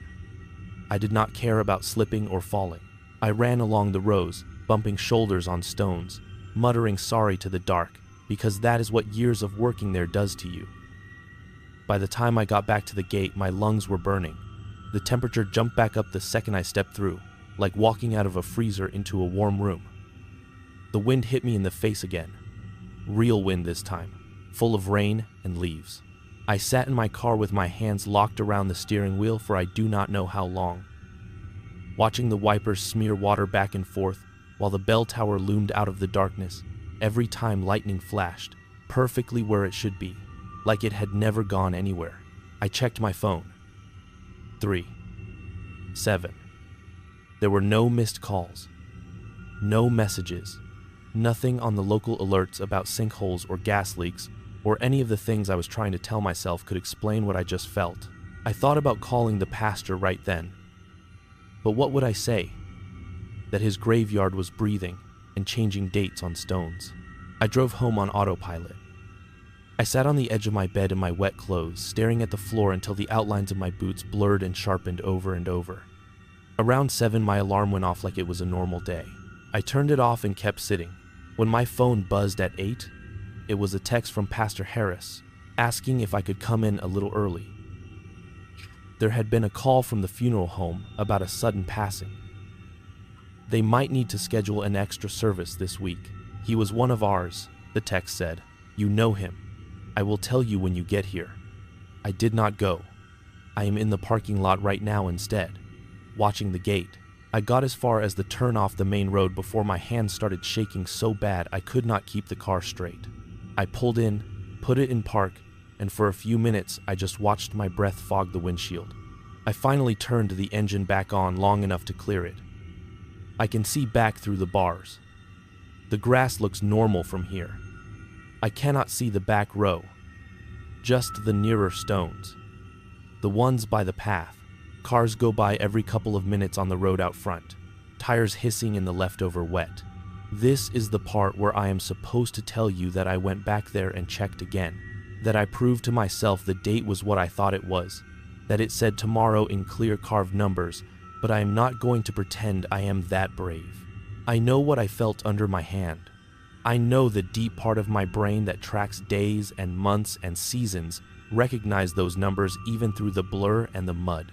I also know that when the pastor finally called me after I did not respond to the text, his voice sounded older, and he told me that one of the Whitcomb relatives had passed in his sleep last night, in the nursing home on the other side of town. Isn't that something? The pastor said, not waiting for an answer. Same family, same plot. Life has such symmetry sometimes. I almost told him not to bury the man there. The words got as far as my tongue. Then I pictured that patch of ground taking the chair, the rake, the flowers, the light, the headstone itself, and I could not make any sound at all. I hung up instead. I have been here since. I ate a candy bar from the gas station across the road for dinner. Wrapper is still in the cup holder. I have turned the key on and off so many times trying to decide whether to leave that the battery is making that lazy sound now. Each crank slower than the last. The clock on the dash says 3:19. My phone says the same. In less than 24 hours, someone else is going into that ground. Maybe by the time you ever hear this, they will already be there, tucked down into the same earth that swallowed that stone and everything around it. I keep thinking about that line, "Here I take it all with me." And the way the pastor said he promised that, over and over, through all his treatments, through all his paperwork and visits and sermons. I keep thinking about the way the temperature drops over that patch, like the world is thinner there, like something is pulling heat and objects and maybe time itself straight down. I cannot prove any of this. There are no photos, because my hands were too numb to think to pull my phone out when I felt those numbers under my fingers. If I go back now and look, maybe the water will just show an old date again, the one that fits the records, and I will have to decide whether that means it changed or I imagined everything. That is almost worse. So I am telling you instead, you, whoever you are, listening to a stranger in a car, at a cemetery gate, in a town you probably could not find on a map, talking too fast, and then stopping in the middle of sentences because his mind keeps jumping back to the feeling of stone under freezing water. I used to cut through graveyards all the time to save a few minutes, you know that. When I was a kid, we would ride our bikes between the rows, and the older ladies would scold us, and I would laugh and hop the little stone wall and take the back alley home. Even working here for years, it stopped meaning anything. The way the names blurred and the dates just became numbers I mowed around. Now I cannot even look straight at the headstones nearest the gate without my throat tightening. I drive the long way around town if I have to pass the other cemetery out by the highway. I turned down my cousin's request to be a pallbearer last month because the idea of walking that close to a fresh grave made my vision go white at the edges. I cross the street if I see even a row of little memorial plaques in front of a civic building. I turn the radio up when the car windows reflect so I do not accidentally see a line of stones sliding past in the glass. I know the world is going to keep doing what it is doing. People will keep dying. Families will keep ordering stones with loving inscriptions and little jokes and promises they do not understand. The ground back there is going to take what it wants, whether anyone believes me or not. Maybe it was always like this, and I just finally noticed. Maybe it is new. Some slow change that started when he went in the ground. I do not know. What I do know is that there is a grave behind this church that does not behave like the rest, and a headstone down in the dirt with a date that is not supposed to be possible, and a promise carved into stone that feels less like a joke every time I think about how many little things have already disappeared around it. I am not asking you to fix it. I do not even know what that would look like. I just need someone else to carry a piece of it, so it is not all in my head. Maybe next time you walk past a cemetery on your way home from work, or cut through one to save a few steps, you will feel the ground a little more under your shoes. Maybe you will glance at a stone you have walked by 100 times and really read the dates, the words at the bottom, and if something feels off, if the air feels 20 degrees colder and your breath suddenly shows white in front of your face when the weather app says it should not, because I am telling you, man, I will not step through that gate once this recording is done. I am going to turn this key one more time and hope this battery has enough left in it to get me to the next town. And from now on, I will take the long way around any place with headstones, any bell tower with graves pressed up against the walls. I would rather be late every day for the rest of my life than feel that ground breathing under my feet again. My name's Darren Cole. I'm from Briar Ford, Tennessee, and I work as a cemetery groundskeeper. And right now it is a little after 3 in the morning, and I am sitting in my car at the gate of the same place I am about to tell you about. And I am shaking so bad that the key is rattling in the ignition, and the battery light has been 45 now, coming on and off all week. So if this thing dies on me while I am parked next to these stones, I am just going to stay right here until the sun comes up. I am not walking that driveway again in the dark. I am telling you that now. Listen, I am not trying to be dramatic. I am tired. My eyes burn. And I just need to say this out loud one time. so it is not just sitting in my head when I close my eyes. So you can believe me or not, but I am going to tell you exactly what happened. The way it happened, from the start, before anything was wrong. Before that time on the clock meant anything to me. Back when a grave was just a job and not a thing breathing under your boots. That first day was nothing special. That is the thing that keeps bothering me. If there really was something off in the world, like people say, it would be on some weird day. Some date that sticks out, but it was a Wednesday. And I only remember that because I had sausage and eggs that morning instead of cereal. And I do that midweek when I know I have a long shift. I was wearing my gray work pants with the little rip on the left knee, and it bothered me for 3 years. And I never asked them to fix it because I told myself it was not worth the trouble. I clocked in at 7:02. I remember seeing that on the little digital thing next to the office door. And I walked my usual loop, checked the trash cans, checked if any flowers had blown over in the storm the night before, picked up 2 beer cans some kids had left by the back fence. Nothing big, just the usual. The way you do when you work around the dead and it starts feeling like lawn care more than anything else. The cemetery is not big. Man, people hear cemetery and they think rows that go on forever. This is maybe 3 acres if you count the slope up the back where the older stones lean. There is a short brick church on one side with a white bell tower that has not rung in years. The pastor plays a recording on a speaker now. On the other side there is a line of pines and then a cow pasture, and up front is the little office in the shed with the mowers and shovels and gas cans.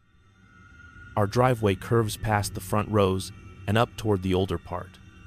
And if you stand by the gate at night, you can see the town lights off in the distance, but they never really reach the stones. They stop before the fence, like the light does not want to come any closer. That Wednesday, we had a burial scheduled for late afternoon. A man from town, nothing out of the ordinary. So my morning was just trimming around stones, checking the plots, making sure the path up the hill was clear. And the first time I saw that grave, it did not mean a thing to me. It was just a patch of ground that sat wrong with my eyes for half a second. And then I moved on, because the trimmer line broke. And that was what I cared about right then. That and the fact that my back was still sore from moving 2 big headstones the day before. I was up in the oldest section, the part people joke about when they come up for decoration day. The stones up there are thin and tilted. Some with names and dates worn down so far, you just see a faint shadow of letters, like the rock is trying to forget who was under it. And then beyond those, there is a corner where there are no stones at all. Just a rectangle of ground that is a little more sunk in than the rest. And that is where it started. I did not know it then. I just noticed the dirt looked a little puffed up in the middle, not like a fresh dig, just like someone had pressed up from under it one time and then everything settled back wrong. It was maybe 10 in the morning.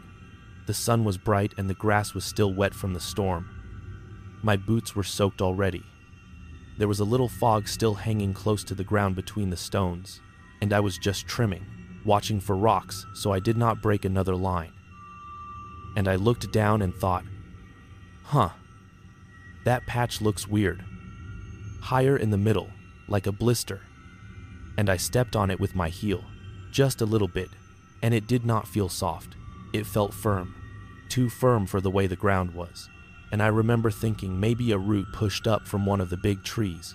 And then I got a call on the radio from the office about moving a vase, and I walked off and did not think about it again for hours. The day went on normal. We had the burial at 4. The family cried. The pastor did his thing. I set aside the extra dirt, put down the little green mat for the flowers. All routine. And by 6 we were locking up the office, and most days I go home then. But we had storm damage in the back half. A big branch had come down near the fence line.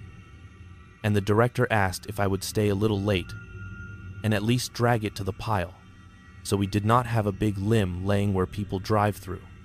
I said sure, because I can use the hours, and anyway, being up there in the evening never bothered me. You get used to it. When you spend that much time around stones, the dead stay where they are. That is what I always told myself. So I was up in the back around 7:30, sky going orange, the church lawn empty. No cars on the road out front. I had the small cart with me, and I had just finished tying up the branch when I heard this sound, like dirt shifting, not loud, just this small, dry crumble sound, and I looked over, and it was that same unmarked patch, that little rectangle with no stone, and I swear to you, I swear to God, the dirt in the middle of it rose up maybe an inch, like something under it pushed and then settled again. I stood there with the rope in my hands, and my first thought was armadillo or some animal. We get them sometimes. Digging under the fence. And I almost laughed at myself for flinching. I walked over and stomped the ground again, a little harder, and it felt solid under my boot, like a packed grave that has been there 50 years. No give at all. And I remember looking around for holes, for any sign something had been digging from the side, but the grass all around was even. Just that middle part looked wrong, like someone had slapped a hand under a sheet and pulled it back. I told myself it was nothing. I really did. I even said out loud, "It is just ground settling, dude. Relax." And I went back to the branch, finished dragging it down toward the pile by the shed, and I kept trying to listen for that sound again. But all I heard was the wind hitting the plastic flowers and the little clicking noise they make, and a crow up in one of the pines. And by 8:30 I was in the office, setting the alarm, thinking about dinner. That night at home I checked my phone and saw the time I texted my sister that I was leaving. It said 8:21, and I only remember that now because later that number started sitting next to another one in my head, but right then it meant nothing. I ate leftover spaghetti, watched one of those game shows, and fell asleep in the chair. No nightmare. The next day I did not even go up to the back section until afternoon because I had 2 graves to trim near the front and a delivery of concrete liners to help unload just regular stuff. And then the same thing, I got up there near that patch, and I swear, same sound, same little dry crumble, like fingers pushing through dirt. And now the sun was lower, because I was later. The shadows from the pines stretched longer over that corner, and when I turned my head, I saw it happen. Not out of the corner of my eye, not imagined. I watched the soil hump up right in the middle, slow, then drop again. I walked straight over, heart going hard, and I tapped my boot around the edges. Nothing, no hole, no softness, that same hard-packed feel. And that is when I noticed something else. There was a little ring in the dirt where it had lifted, like the way flour looks if you push up under it. A faint line. And inside that circle, the soil was darker and a little damp, like it had just been turned from underneath. And all around it, the ground was dry. I told the director about it that afternoon when we were in the office. I said something like, "Hey, you ever notice that old unmarked plot up on the hill? The one without a stone?" And he made this face and said, "Which one?"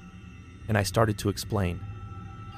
And then old man Rigsby, the part-time guy who comes in to do paperwork and sit in the office during funerals, he looked up from his crossword and said, "You mean the preacher?" And right away, I wished I had kept my mouth shut. I asked what he meant, and he said he thought that corner was where they put that traveling preacher years back. And then one Sunday he came inside to shout, and he dropped right there in the aisle, dead with his eyes open. And because nobody knew what to do with him, and he had no family in town, the church let the cemetery bury him up in the back with the old ones. No proper stone, just a wooden cross that rotted away years ago. This is just town talk. Man, I do not know if any of that is true. That is just how they tell it. But the part that stuck in my head was what he said next. That people claimed his last words were about how nobody could shut him up and anyone who tried would feel his breath for as long as they lived. The director rolled his eyes at him, told him not to fill my head with nonsense, said ground settles. And that was that.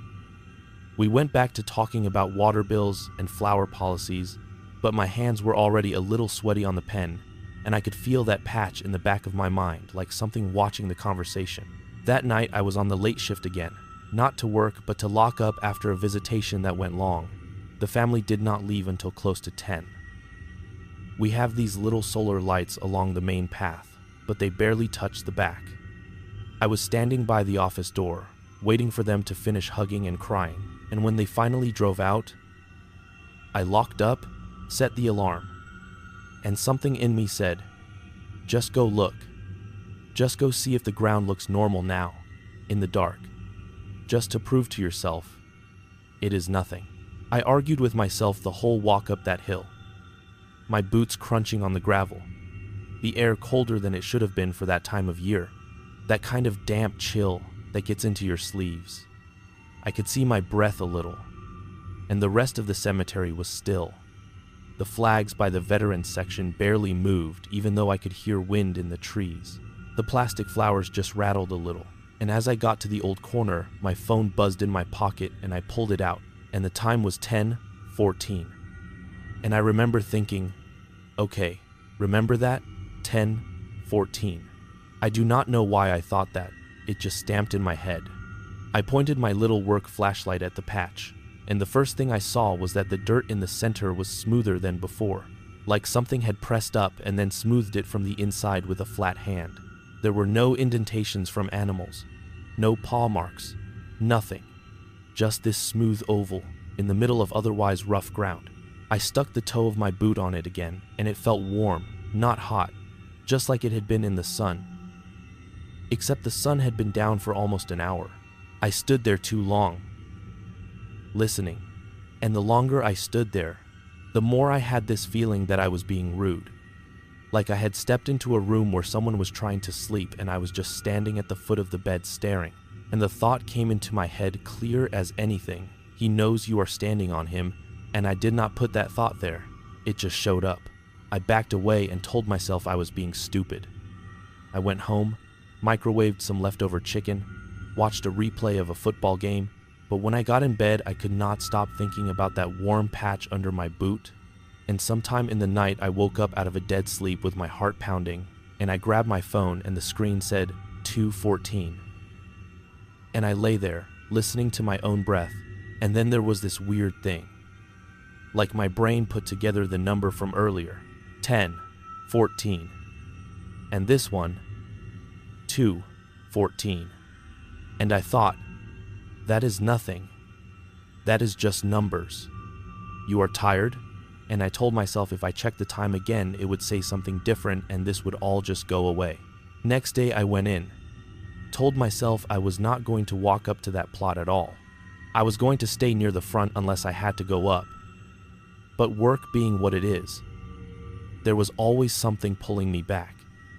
Someone had left a wreath up there that needed to be moved, a tree branch fallen near the path. All these small things, and every time I tried to ignore that unmarked place, my eyes kept going to it, like when you have a sore tooth and you keep poking it with your tongue. By then, the idea had gotten in my head that maybe there was some kind of sinkhole starting, or a broken vault, something that could be a safety issue. And I used that to justify what I did next, because it is easier to tell yourself you are just doing your job than admit you are feeding your own fear. I went into the shed, grabbed one of the little trail cameras we sometimes use to see what is knocking things over at night. Deer, kids, whatever. And I walked it up to that corner around lunchtime. Clear sky, bright sun, birds all over, nothing spooky at all. I strapped the camera to one of the metal fence posts at the edge of the old section, pointed it straight at that unmarked patch, and set it to record with motion, and also take a still every minute. I checked the battery, checked the card, did everything right. I have done it 100 times. And I walked back down and told myself, there. Now you will see it is just an animal, or the light, or your eyes. You will pull the card and laugh at yourself. The rest of the day, every time I passed the office window and could see even the top edge of that slope, my stomach would tighten. Like knowing the camera was watching, it made the whole thing more real, not less. We did not have any services that evening, so by 5 the director was gone. Rigsby had gone home with his crossword under his arm, and it was just me and the stones and the big key ring. I locked the church, locked the side gate, turned off the office light and stood for a second looking out that window toward the back. And I had this sudden thought, like a clear picture of that dirt rising up in front of the lens and filling the whole frame. And I almost went up right then to take the camera down, but I stopped myself and said, "No, you wanted to know. Remember, you wanted proof," and I went home. I could not relax though. I kept checking the time, and then, when I got sleepy, it was like my body was waiting for something, like it knew the schedule and I did not. And again, when I startled awake in the middle of the night, my phone in my hand, the numbers were there, 2, 14, and this time, as I stared at them, I realized it was the second night in a row that exact time had pulled me out of sleep. I tried to tell myself it happens more than you think. People just do not notice when it is 1:37 or 3:09. But when it is something that sticks, your brain holds on to it. I told myself that, and then I lay there for a long time listening to the quiet of my house and feeling like someone was standing in the hallway outside my bedroom, not moving, just facing the door. In the morning, I got up more tired than when I went to bed, went in to work, and I did not even pretend this time. I went straight up the hill with the little key for the camera, my heart climbing with me, the grass still wet and cold around my boots, my breath showing again even though it was not really that cold. And when I got to the corner, the first thing I noticed was that there were no prints in the dirt around the grave. No animal tracks. No shoe marks. The ground around was untouched, and the patch itself looked exactly the same as the day before. That smooth oval, slightly higher than it should be, just sitting there. The camera looked normal. Little red light blinking, like it always does. And I popped it open, pulled the card, slipped it into my pocket, and walked back down, telling myself not to look at any pictures until I was in the office with the lights on. I shut the office door, sat in the chair at the computer, my hands leaving little damp marks on the mouse, and I clicked through the images, frame after frame of daylight. Nothing special. A bird hopping nearby, a leaf blowing across once, 2 kids in the distance cutting across the top of the cemetery line where they were not supposed to be. I made a note to talk to them later. And then, because the camera also records video with motion, I opened the first clip file, and that is where things stop making sense in the way they should. The first few videos were just the same as the pictures. Me walking up to install the camera, me walking away, a stray dog sniffing at the fence line, and then leaving. Nothing at the plot itself. And then I saw a clip with a timestamp that made my mouth go dry. It said 13:47 inches the morning, and the thumbnail was just the usual grainy image of the grave. I clicked it, and the screen filled with that dark, static-lit picture. The little unmarked patch dead center. The trees behind it just shapes, the whole thing washed in that blue-gray you get from cheap cameras at night. And for the first second, there was nothing. Just that stillness. And then, right when the timer in the corner ticked over to 2 hours 14 minutes, the picture broke, all at once, into static. Not the light fuzz you get from bad reception. I mean thick, heavy snow, black and white chewing across the whole screen. Loud too, the speakers crackling hard enough that I flinched back in the chair. It stayed like that for maybe 10 seconds, just roaring static. And then, just as sudden, the picture snapped back and everything was calm again. No sign anything had moved through the frame. The clip ended. I sat there staring at the file list, and there were 2 more videos after that, both from later in the night, showing nothing, just the same patch in the dark. I replayed the 2:14 clip 3 times, watching to see if maybe just before the static there was a shadow or a light or anything that could have triggered motion. The image just died and came back like someone had put a hand directly on the lens. I told myself it was a bad card, that the whole thing was glitching. So I checked other clips from other days on that same card, and they were all fine. No static, no jumps, just normal, boring footage of deer and weather and nothing. It is hard to explain the way that 10 seconds of static felt, because static is nothing. You hear it all the time. But sitting in that office, with the blinds half open and the graves just outside and the little wall clock ticking over my head, it felt like listening to someone breathing too close to your ear on the phone, like there was something alive inside that sound, and it did not want me seeing what was happening out there. I carried the camera back up and put it right back in place. Same angle, same settings, and that afternoon, I was useless.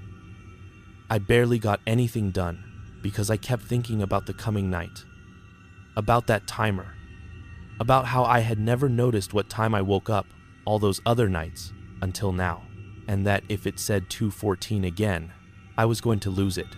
When I went home, I tried to wear myself out. I went for a walk. I did dishes I had been ignoring. I watched some show about people building houses in the woods, but my mind kept drifting back to that patch of earth and the way the dirt had felt warm under my boot. And when I finally got into bed, I lay there staring at the ceiling for so long that when I did drift off, it felt like I just blinked, and then my eyes snapped back open, and my hand was already reaching for my phone because I knew what it was going to say. It was 2:14, not 2:13 or 2:15, exactly 2:14.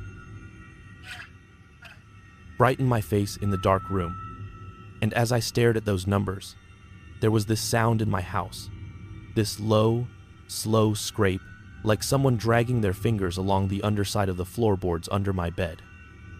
Not fast, not in a hurry, just letting me know they were there.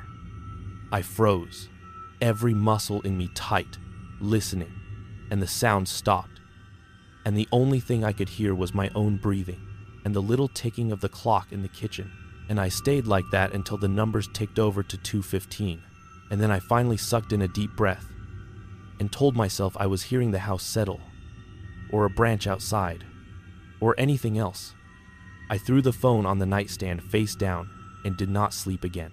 By the time I got to work the next day, I was running on fumes, hands shaking when I tried to pour my coffee, and the director even asked if I was sick, but I lied and said I had just stayed up too late watching a game, and he laughed and said I was too old for that, and I went about my day pretending I was fine.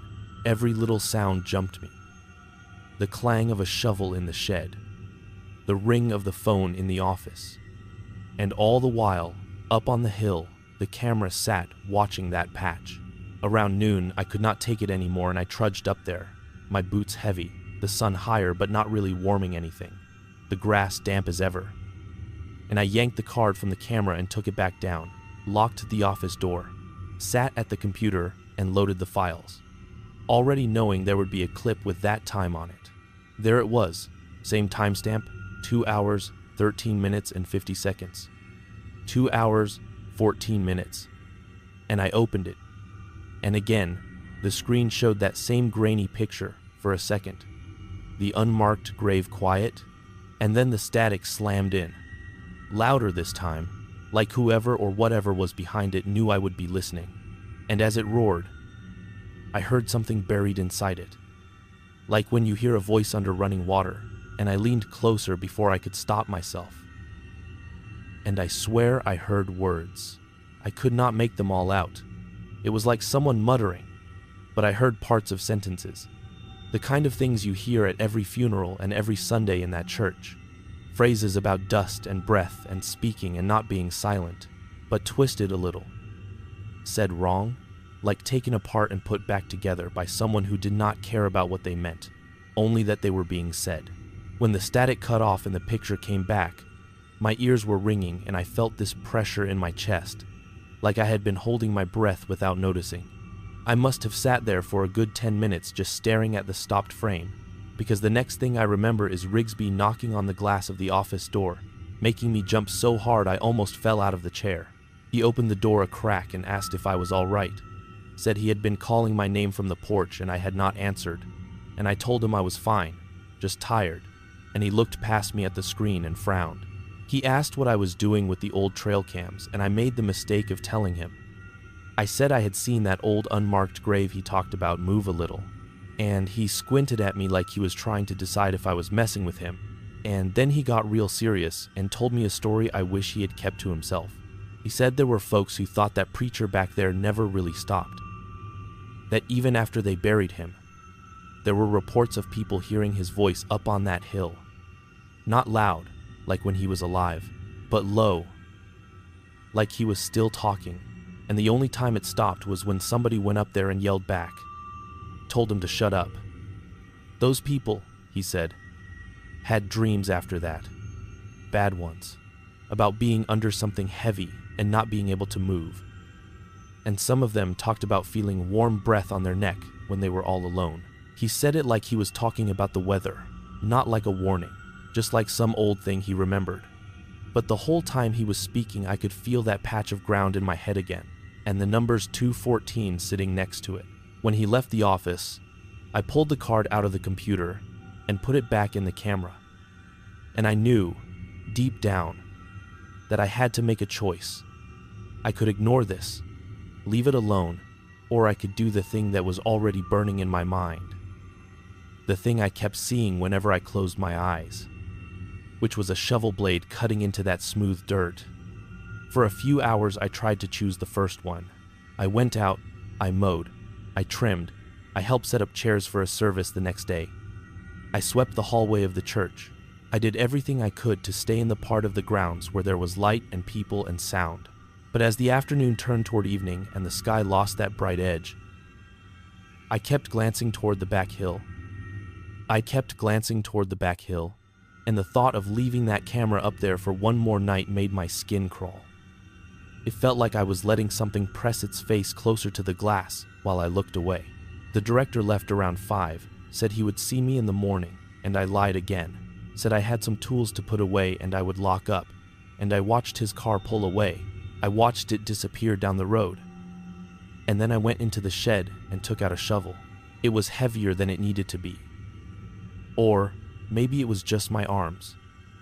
But walking up that hill, carrying it over my shoulder, with the camera watching the patch and the pines black against the sky, it felt like I was walking into something I had already agreed to without understanding the terms. The flags in the veterans section were limp.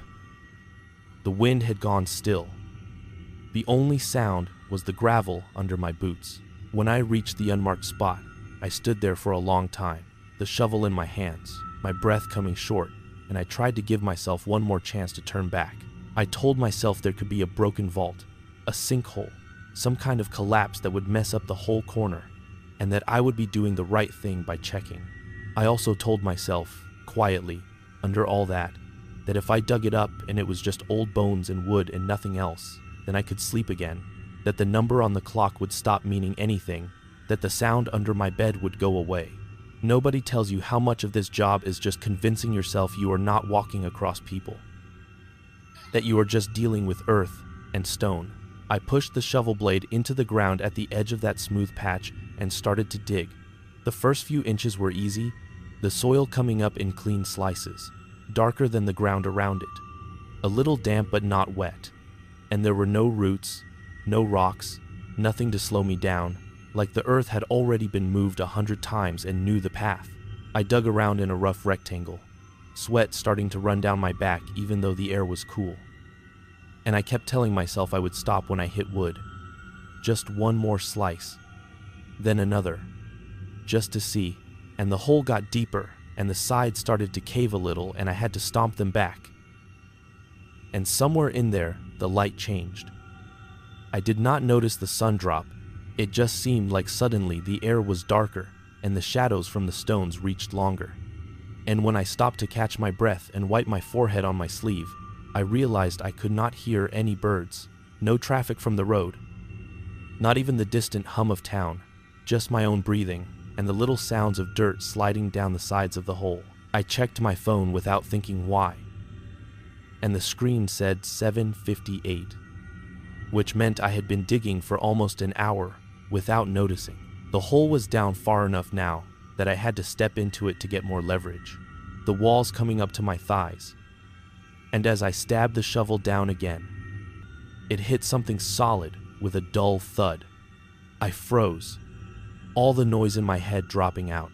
I knelt and brushed at the dirt with my gloved hand, and uncovered old wood, gray and soft looking, the top of a coffin or a box. I could not tell which at first, just a flat surface with the grain of the boards running lengthwise. It looked like it had been there a very long time, but there were no signs of collapse. No big crack.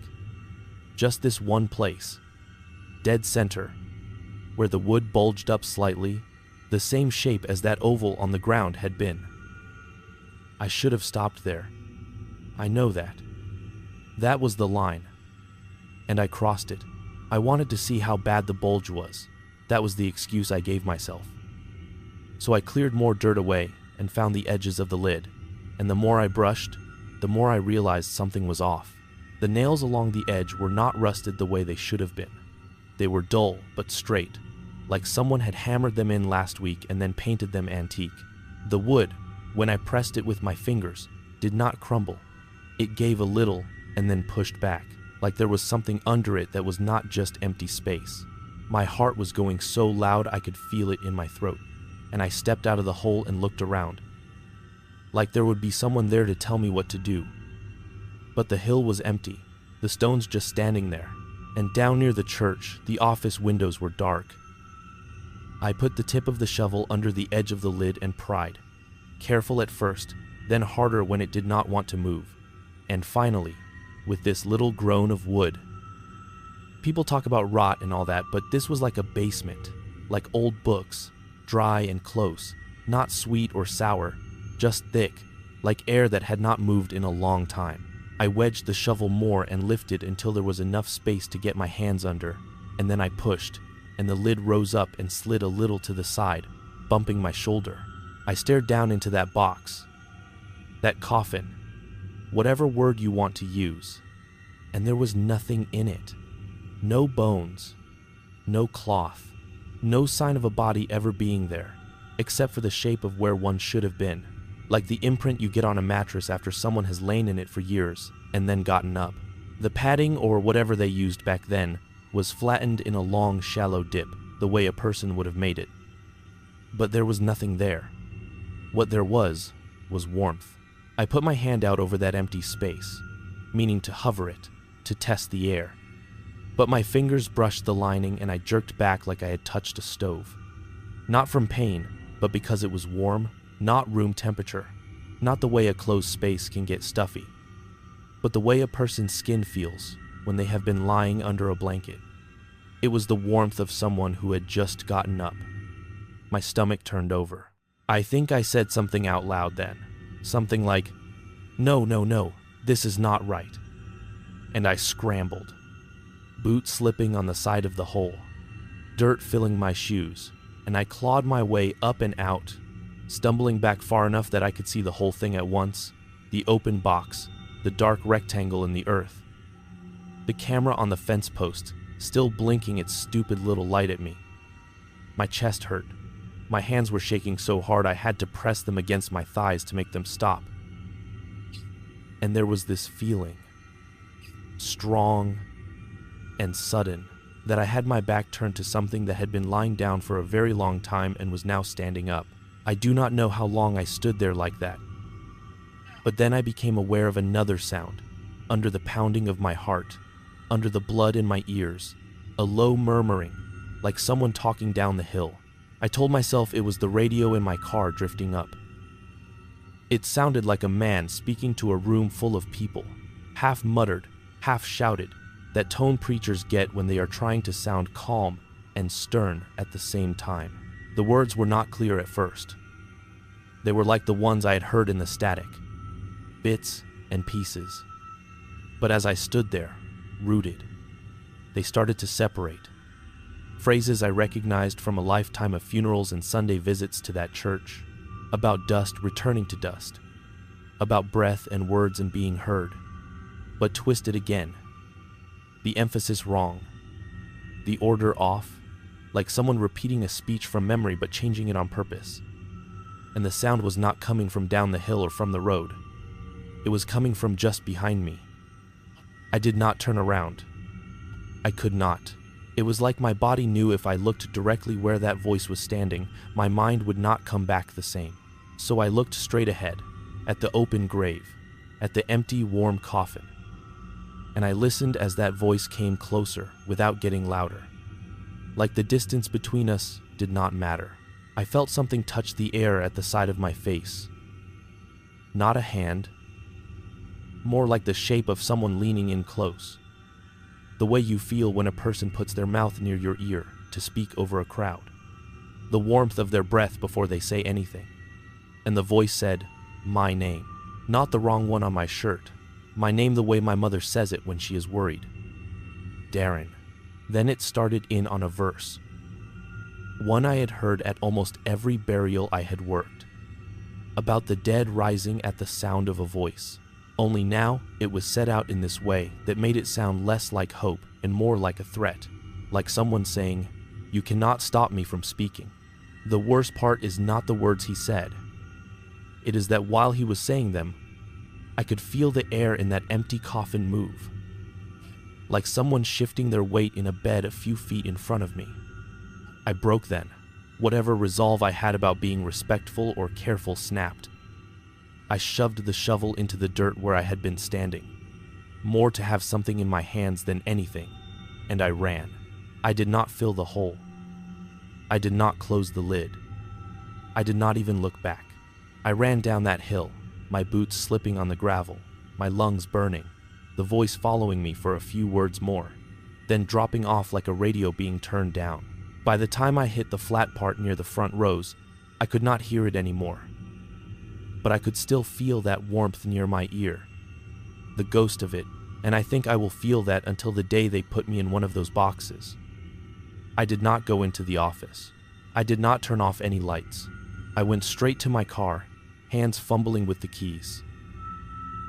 And for a second, the engine did not turn over. Just that coughing sound. And I thought, this is it. You are going to be stuck here with him walking down that driveway. Too fast. Out of the gate and down the road. Not caring if anyone saw me. Not caring about anything but distance. I do not really remember the drive home. I remember the streetlights, and how when I passed the church, the bell tower light flicked off right as I went by, even though it is on a timer that should not care when my car is there. At home, I sat in the driveway in the dark for a long time. Engine off, hands on the wheel, trying to slow my breathing down. When I finally went inside, I locked the door, even though I never used to, and I went straight to the bathroom and scrubbed my hands like there was dirt on them that would not come off. That night, I did not even pretend I would sleep. I sat in the living room with every light on, the TV going just for noise. And still, right on time, at 2:14, the power flickered and came back. The TV cut out for a second, and in that one heartbeat of quiet, from somewhere that was not in my house and not outside it either, there was that same voice, low and clear, saying a line I had heard in the static and up on the hill about how no one shuts the mouth that God has opened. I do not think I moved at all for the rest of the night. In the morning, I called in sick. I told the director I had a stomach thing, that I did not want to spread it. And he sounded annoyed, but he said, fine, feel better. I sat with my phone in my hand for hours after that, thumb on the contact, thinking about calling back and quitting right then. But the rent does not pay itself and work is work, and after a day and a half of my own thoughts, I told myself I had made it worse in my head, that if I went back and saw the hole filled in and everything normal, the voice would go away like a bad dream. I could see the top of that hill, the line of the old stones, and that corner where the unmarked grave was. The ground looked flat, no open hole, no mound of dirt, no coffin lid, just grass. For a second, I felt this rush of relief so sharp it hurt, like my body had been clenching for days and finally let go. I thought maybe I had filled it back in and just blocked it out, that my mind had been kind enough to erase the part where I did the right thing. Then, I noticed something else. The camera on the fence post was gone. I walked up there, each step heavier than it should have been, and the closer I got, the more wrong everything felt again. The grass was not just flat. It was new, like it had never been disturbed. No patch of different color, no settling, just even green right over where the hole had been. The spot where the camera had been strapped had no marks on the metal, like it had never been there. There were no filled-in shovel lines, no loose soil, nothing that said I had spent an hour digging a box out of that ground. The only thing that broke the smoothness was a faint oval, just like before, in the center of that invisible grave. And when I stepped onto it, against every instinct screaming at me not to, it was warm. I stood there, wobbling, feeling like someone had taken my memories and smoothed their edges the same way the earth had been smoothed. And I did the only thing I could think to do. I walked back down, went into the office, took my name tag off my shirt, put it on the desk, and wrote a note that said I was done. I did not give a reason. What would I write? The dead are not staying put. The voice does not want to be alone. I left the keys. I walked out and I shut the door behind me, and I did not look back. That was 3 months ago. Since then, I have not set foot in a cemetery for any reason. I told my family if they needed someone to visit stones, they would have to ask my sister. I drive a different way into town now, even though it takes longer, just so I do not have to pass the front gate and see if that oval of earth is still there, smooth and waiting. I still wake up at 2:14. Not every night, but enough that I dread going to bed. Sometimes when I wake, there is nothing but the clock and the quiet. Other times, there is a sound that is not the house, not the street, a low murmur, like someone speaking far away in a big empty room. And if I listen too hard, I start to pick words out, pieces of phrases about speaking and hearing and not being silenced, and I have to turn the TV on or the radio up just to drown it. I quit that job. I picked up work, hauling lumber and doing odd jobs. Stuff that keeps me away from stones and bells and flowers, but it does not change the fact that he knows my name now.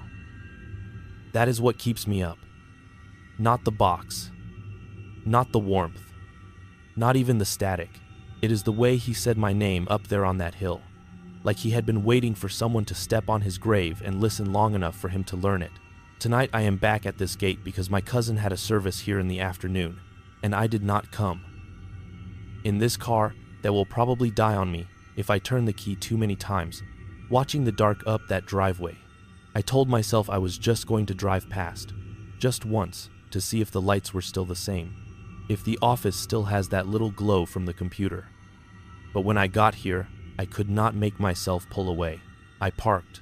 I turned the engine off and on twice, testing it, and now I am just sitting, recording this on my cracked phone like some guy talking to himself, because I do not know what else to do with it. I am telling you this so that if you ever find yourself walking past the older part of some small cemetery, the corner with no stones, and you feel the ground under you a little warmer than it should be, you do not stand there listening like I did. You walk away. You do not put a camera on it. You do not dig. You do not ask old men in offices about who is buried where. You let him talk to the dirt and the roots and whatever else he has down there. Because once you have heard your own name spoken from behind you when no one is there, once you have felt breath on your ear from an empty grave, you will never hear another sermon, another prayer, another line at a funeral the same way again, not as comfort, but as someone testing the edges of a voice that does not care who it reaches, as long as it reaches someone. I cannot walk past cemeteries anymore. I turn my head when we drive by one. I pretend to look at my phone. I turn the radio up so I do not have to hear if anything cuts in between the stations. I am telling you this so that if one night, at 2:14, you wake up for no reason and hear static in the silence, you will know to roll over, cover your ears, and do not listen for the words inside it. Because once you hear them, once you understand that something under the ground wants to be heard more than anything, you will never get them out again. My name's Ethan Mallory. I'm from a little place called Ridgemont, up in northern Michigan. Just a couple turns off the highway where the road runs past the old county cemetery, and I work as a laborer on the road crew for the county. The kind of work where your hands stay cracked no matter how much lotion you use and your back starts hurting way before lunch. And I am sitting right now in my car by the gate to that same cemetery with the engine off. Because the battery light has been flickering for 2 days, and I am scared to waste it, and it is a little after 3 in the morning because my phone keeps lighting up to tell me the time even when I do not want to see it, and I am talking into this cracked screen, because if I go home and try to sleep without saying this out loud one more night, I feel like I am going to lose my mind. So listen, man, just listen. I know how this is going to sound. I know I'm going to sound tired or confused, or like I am mixing things up, and maybe I am, but I am telling you this exactly how I remember it, even the parts that do not line up, because those are the parts that will not let go of me, and I need you to hear it the way it sits inside my head. Messy and heavy and wrong. And if my voice cracks, I am not going to fix it. This is just how it comes out now. And I swear to God, none of this is a story to me. It is just what happened when we found that box under the road and it started growing. I did not wake up that first day thinking anything was strange. That is the thing that keeps bothering me. It started as one of those nothing days. I had the same cheap cereal in a chipped white bowl, stood there at the kitchen counter in my socks because the floor by the table gets cold. Drank coffee that tasted burned because I forgot the pot on while I was in the shower, threw on the same county road commission hoodie with the orange logo and that dark stain on the front from when the tar splashed a couple summers back. And I remember that stain so clearly because I tried scrubbing it out again that morning and it did not even fade. It never fades. And I checked the time on the microwave. 6:11. Same as usual, and then I checked it again on my phone. Just because I do that now.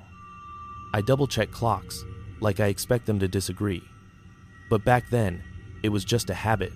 Both said 6:11. No problem. And I grabbed my lunch pail, kissed the edge of the photo on the fridge, out of habit because my ex took the original, and I kept the copy. And I locked the door behind me and stepped out into that kind of cold that bites through your jacket before the sun is up. You know, the kind I mean. And there was nothing weird, just my breath in the air and the sound of my boots on the steps. I clocked in at the yard at 6:28. I remember because the punch clock was stuck a minute slow. And Gene, my foreman, was complaining about it like always, saying one of these days payroll was going to dock us and he would have to take the clock off the wall himself and set it. And we laughed. The way you laugh when you are half asleep and just waiting for the day to start. And it was just another Monday on the schedule board. Line of jobs written in bad marker across that whiteboard somebody got at a closing sale. And ours was the same one we had been doing off and on all month. County Road 14 realignment. Section by Evergreen Hollow, which is what people still call the old cemetery, even though the sign says Ridgemont Memorial Cemetery now, and they had us widening the curve there, where folks kept sliding in winter, pushing it back into that strip of trees and brush between the fence and the ditch. I did not think about the graves when I saw it on the board. I never really thought about them. Even though we have driven past that place my whole life. It is just there, on the right when you head out of town. Stone wall, iron gate, rows of stones down the hill. And that day, it was just another line of asphalt and dirt standing between us and going home. The sky was a flat gray when we rolled out. Not snowing yet, but promising it. And there were 4 of us in the truck. Me, Gene up front driving, and Kyle and Mario, both younger than me, both with their headphones around their necks, tapping on their phones like they could not stand to be alone with their own thoughts for 1 minute, and we had the trailer behind us with the little excavator and the compactor and crates of cones and those plastic barrels. I remember we argued about breakfast sandwiches the whole way out there. Whether the place on Elm made them better than the gas station on 3rd. The kind of nothing talk that feels safe.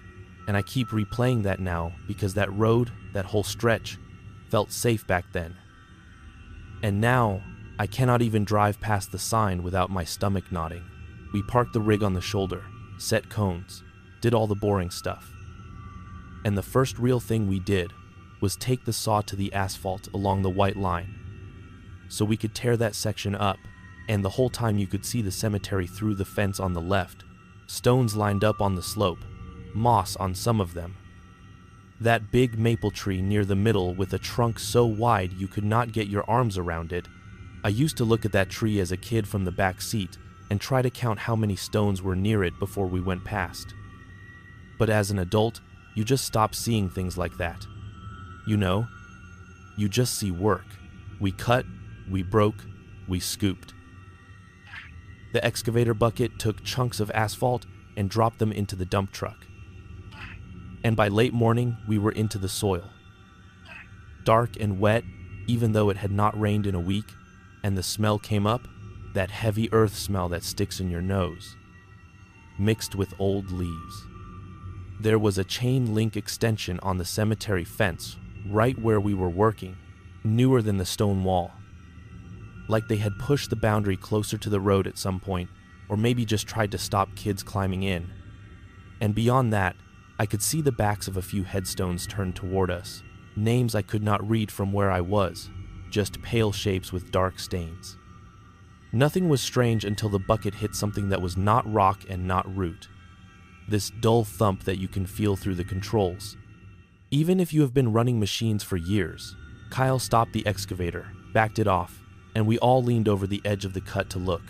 There was wood down there, pale against the dark soil, and at first I thought it was just some rotten fence post that got buried when they redid the ditch 30 years ago, but it was too smooth, too flat, and it had this little metal corner piece catching the light. Gene cursed under his breath, then stopped himself, then said very quiet, "That looks like a box." And then he said, "No, that looks like a coffin." And all of us got real still. There are rules, you know, for when you hit something like that, you do not just haul it out and keep going. There is paperwork and calls and people who have to come out. And a part of me was already annoyed because I knew it would mean delays and questions and maybe losing some overtime, and that is the part of myself I hate the most now. That very first thing I felt was not fear or respect. It was great. More hassle. We cleared carefully around the edges with shovels. No more machinery. The dirt was cold and clumped, and after a while the shape came into view. And it was a coffin, but smaller than I expected, maybe 3 feet long, if that, with these rusted little handles on the sides that looked like they were meant for a child's hands to touch, not to hold any real weight. The wood was gray and dried, but it had not fallen apart, not like the rotten barn boards you sometimes find. It held together, and there was a tiny metal plate on the lid near what would have been the head end, all dull except for one corner where the dirt had polished it somehow. Mario said, "That is a baby box." And then he stepped back, like he had said something he should not say. And I remember the way the wind sounded right then, just a little gust through the plastic flowers on the closest grave, making them rattle. Gene called the office. The office called the sheriff. The sheriff called the county clerk, and the historical society and probably his brother for all I know. And we were told to stop digging, secure the area, wait. So we set up a makeshift barrier and stood there like we were guarding something. And cars slowed on the road, and people stared. And through the fence, the stones looked closer than they had that morning, like the whole cemetery had shuffled a few feet downhill while we were not looking. That is probably just my mind. I know that. But I am telling you what it felt like. The sheriff came in his tan jacket, with 2 deputies. They took pictures, they talked low, and then this woman from the historical society showed up. Gray hair, long coat, big scarf, and a folder under her arm, and she asked if she could get closer. So we stepped back and watched her lean over that little box like it was something fragile on a museum table. She brushed some dirt off the plate with the sleeve of her coat and squinted at it, and then she looked at the sheriff and said, 1902, and then she frowned, real deep, and said, "This was not supposed to be here." And the sheriff asked what she meant, and she said, "The family plots are up on the hill. The child burials are not anywhere near the road." Then she looked at me, for some reason, not at Gene, not at the sheriff, and said, "Did anyone move this before I got here?" And I told her no, not an inch. And she held my eyes like she was checking if I was lying, and then nodded like, "All right." And she wrote something down. They decided they had to get it out of there and somewhere secure until they figured out what to do. And because we had the equipment and the straps and all that, it fell to us to help, which I did not want but did not argue about. Jean said we would lift it by hand. No chains, nothing that could crush the wood. So me and him and Kyle climbed down into that trench and got our gloved hands under the little handles and the edges, and I expected it to be heavy. Even small, you expect weight from something meant to hold a body, but when we lifted it, my arms almost flew up. It weighed almost nothing. Like an empty toolbox. Less even. Like a prop. And my stomach dropped in this stupid way because it felt wrong. Like the box was pretending. That is the only word I have for it. Pretending to be what it was supposed to be. Mario must have seen the look on my face because he asked, "Is it heavy?" And I said, "No, that is the problem." And Jean told me to shut up and focus. But I saw his jaw tighten. We carried it up and set it on the back of the flatbed. Laid blankets under it so it would not slide. And the sheriff said he would follow us back to the yard where there was a locked garage. Until the county decided if they would move it straight to the funeral home or wait for some state person. And while they were talking, the woman from the historical society kept touching the lid with her fingertips. More to herself than us? Born wrong. And when I asked what she meant, she showed me a little note she had written from the records in her folder. And it said, "Child. Surname Havelock. Born wrong. Buried without blessing." And I remember getting angry, not at her, but at whoever had written that. Because what kind of person writes that about a baby? And she must have seen that on my face because she said, "It is just how they talked then. It does not mean anything now." But she did not sound convinced. We drove back with that little box strapped down behind us. Like maybe something inside was pushing, even though I knew that did not make sense. And every time I looked, it was just the same. Gray wood. Rusted hardware. Metal plate catching no light now because the clouds had thickened. At the yard, they cleared a corner of the small garage where we keep cones and salt bags, moved some old tires, and put the coffin on a low work table. And the sheriff locked the big padlock on the garage door and put one of those evidence seals over it, like they do on crime shows.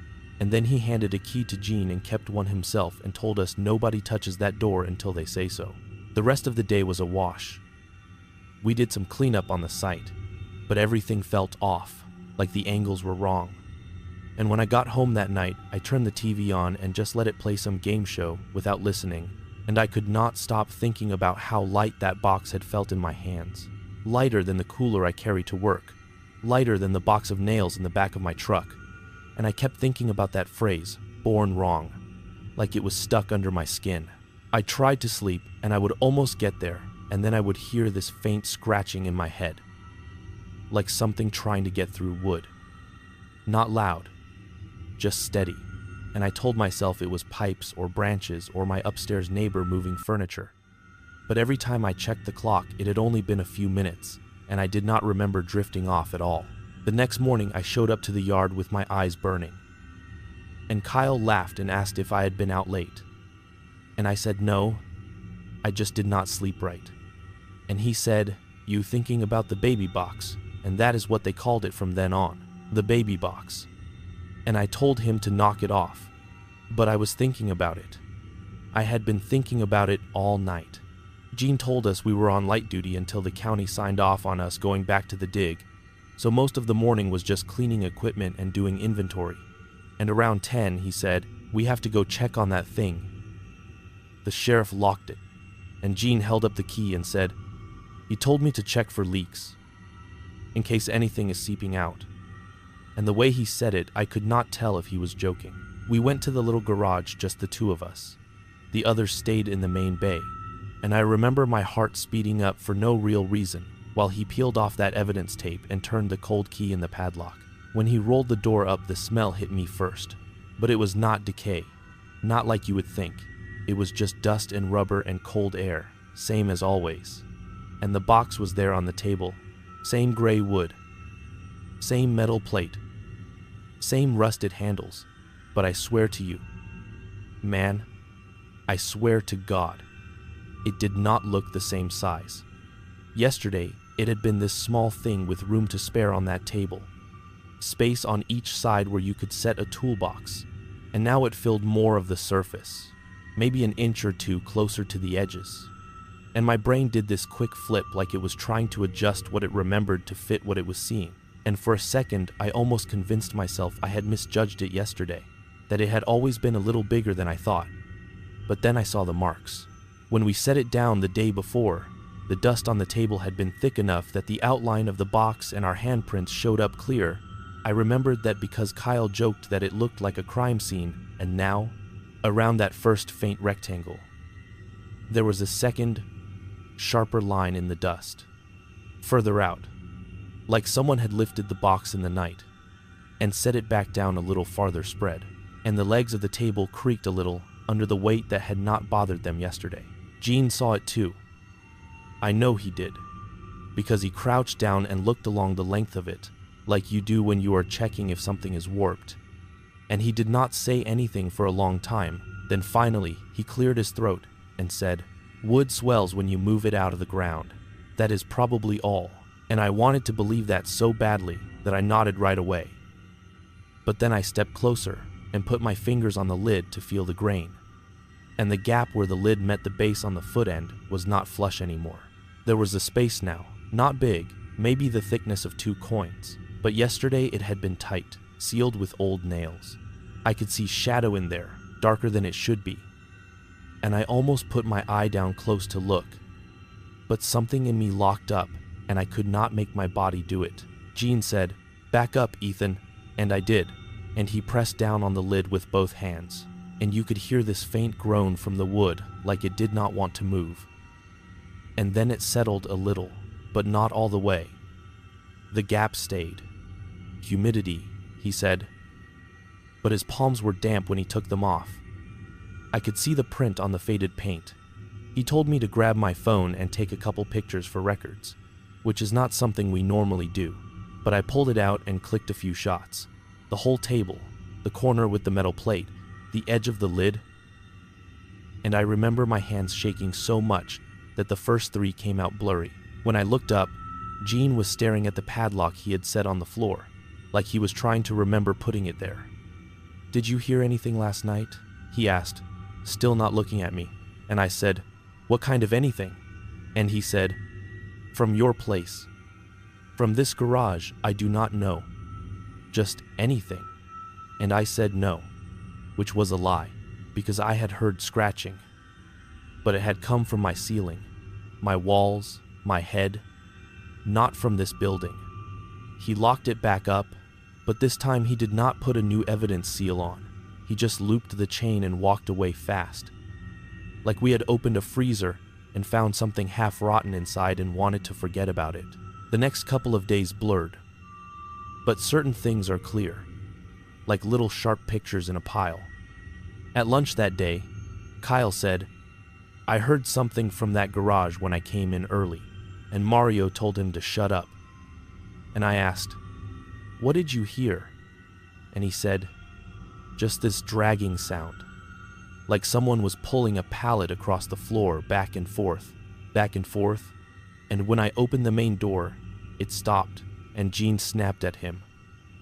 'You cannot hear that from the driveway.' And Kyle said, 'I am telling you I did.' And then he went quiet and ate his sandwich like he regretted saying anything. That afternoon, for reasons I still do not really get, we set up a phone in the little garage, propped up on a paint can on the shelf, leaning against a box of gloves, with the camera pointed at the table, and we hit record before locking the door. It was Gene's idea. He said it was to document any environmental changes for the county, but I think he just wanted proof that nothing was happening, that we were spooking ourselves for no reason. We let it run for an hour while we did inventory in the next building. And when we checked it, the footage was just us, in grainy wide angle, coming and going before and after, the box sitting dead still on the table. So we set it up again after everyone left. Same spot, same angle, propped on a different paint can in case the height had thrown it off, and we left it there overnight. I did not sleep any better that night than the night before. The scratching sound came back as soon as I turned out my bedside lamp, steady and patient. And I tried blasting the TV, I tried earplugs, I even tried music through my phone. But underneath all that noise, I could still sense it, this soft insistence. And every time I checked the clock, barely any time had passed. At one point, sometime after 2, I sat up and almost called Gene to tell him I could hear it from across town. But I stopped because I knew how that would sound, and he has a family, a house full of people. He did not need me dragging him into my half-awake panic. The next morning, when we opened the little garage to get the phone, the box looked bigger again. I know I sound like a broken record. I know how crazy it sounds, but it is what happened. The overhang of the lid was closer to the edge of the table. The handle sat a little lower, and the gap at the foot end was wider, big enough now that you could see, if you got down low enough, that there was a lining inside. Yellowed cloth, wrinkled and pressed up against the wood like somebody's shoulders had filled it from within. I did not do that. I did not crawl under. I just saw the edge, just enough, and my stomach rolled. Gene shut off the recording and we huddled around his phone to watch it right there on the cold concrete. The video started normal, him setting it up, the timer reading 17:32, the door rolling down. Then just the still image of the table and the coffin in the weak light from the small window for hours, the timestamp ticking ahead, and I started to relax a little, thinking we would see nothing, that it really was just our nerves. Then there was a jump. One frame, the timestamp was 1 hour 13 minutes and 6 seconds. The next it was 1 hour 18 minutes and 6 seconds, like 5 minutes, had vanished. The angle did not change, the light did not change, but in that second frame, the box sat closer to the edge of the table. Maybe an inch, maybe less, but it was enough that we all sucked in a breath at the same time. There was no sound on the recording except a faint hum from somewhere. No footsteps, no voices, just that jump and the box shifted. We watched it again. Then again. Scrubbing back and forth. And every time it made my skin crawl. Not because of anything dramatic, but because something had happened in those missing minutes, and whatever it was had left the room looking almost the same, just wrong if you knew where to look. We turned the sound all the way up, and this time we heard something else. Almost under the hum, this faint scratching, like nails or maybe a small tool dragging across wood inside a bigger wooden box, steady for a few seconds, then stopping. Could be mice, Mario said, but his voice shook, and Gene said, "Mice do not move furniture," and nobody laughed.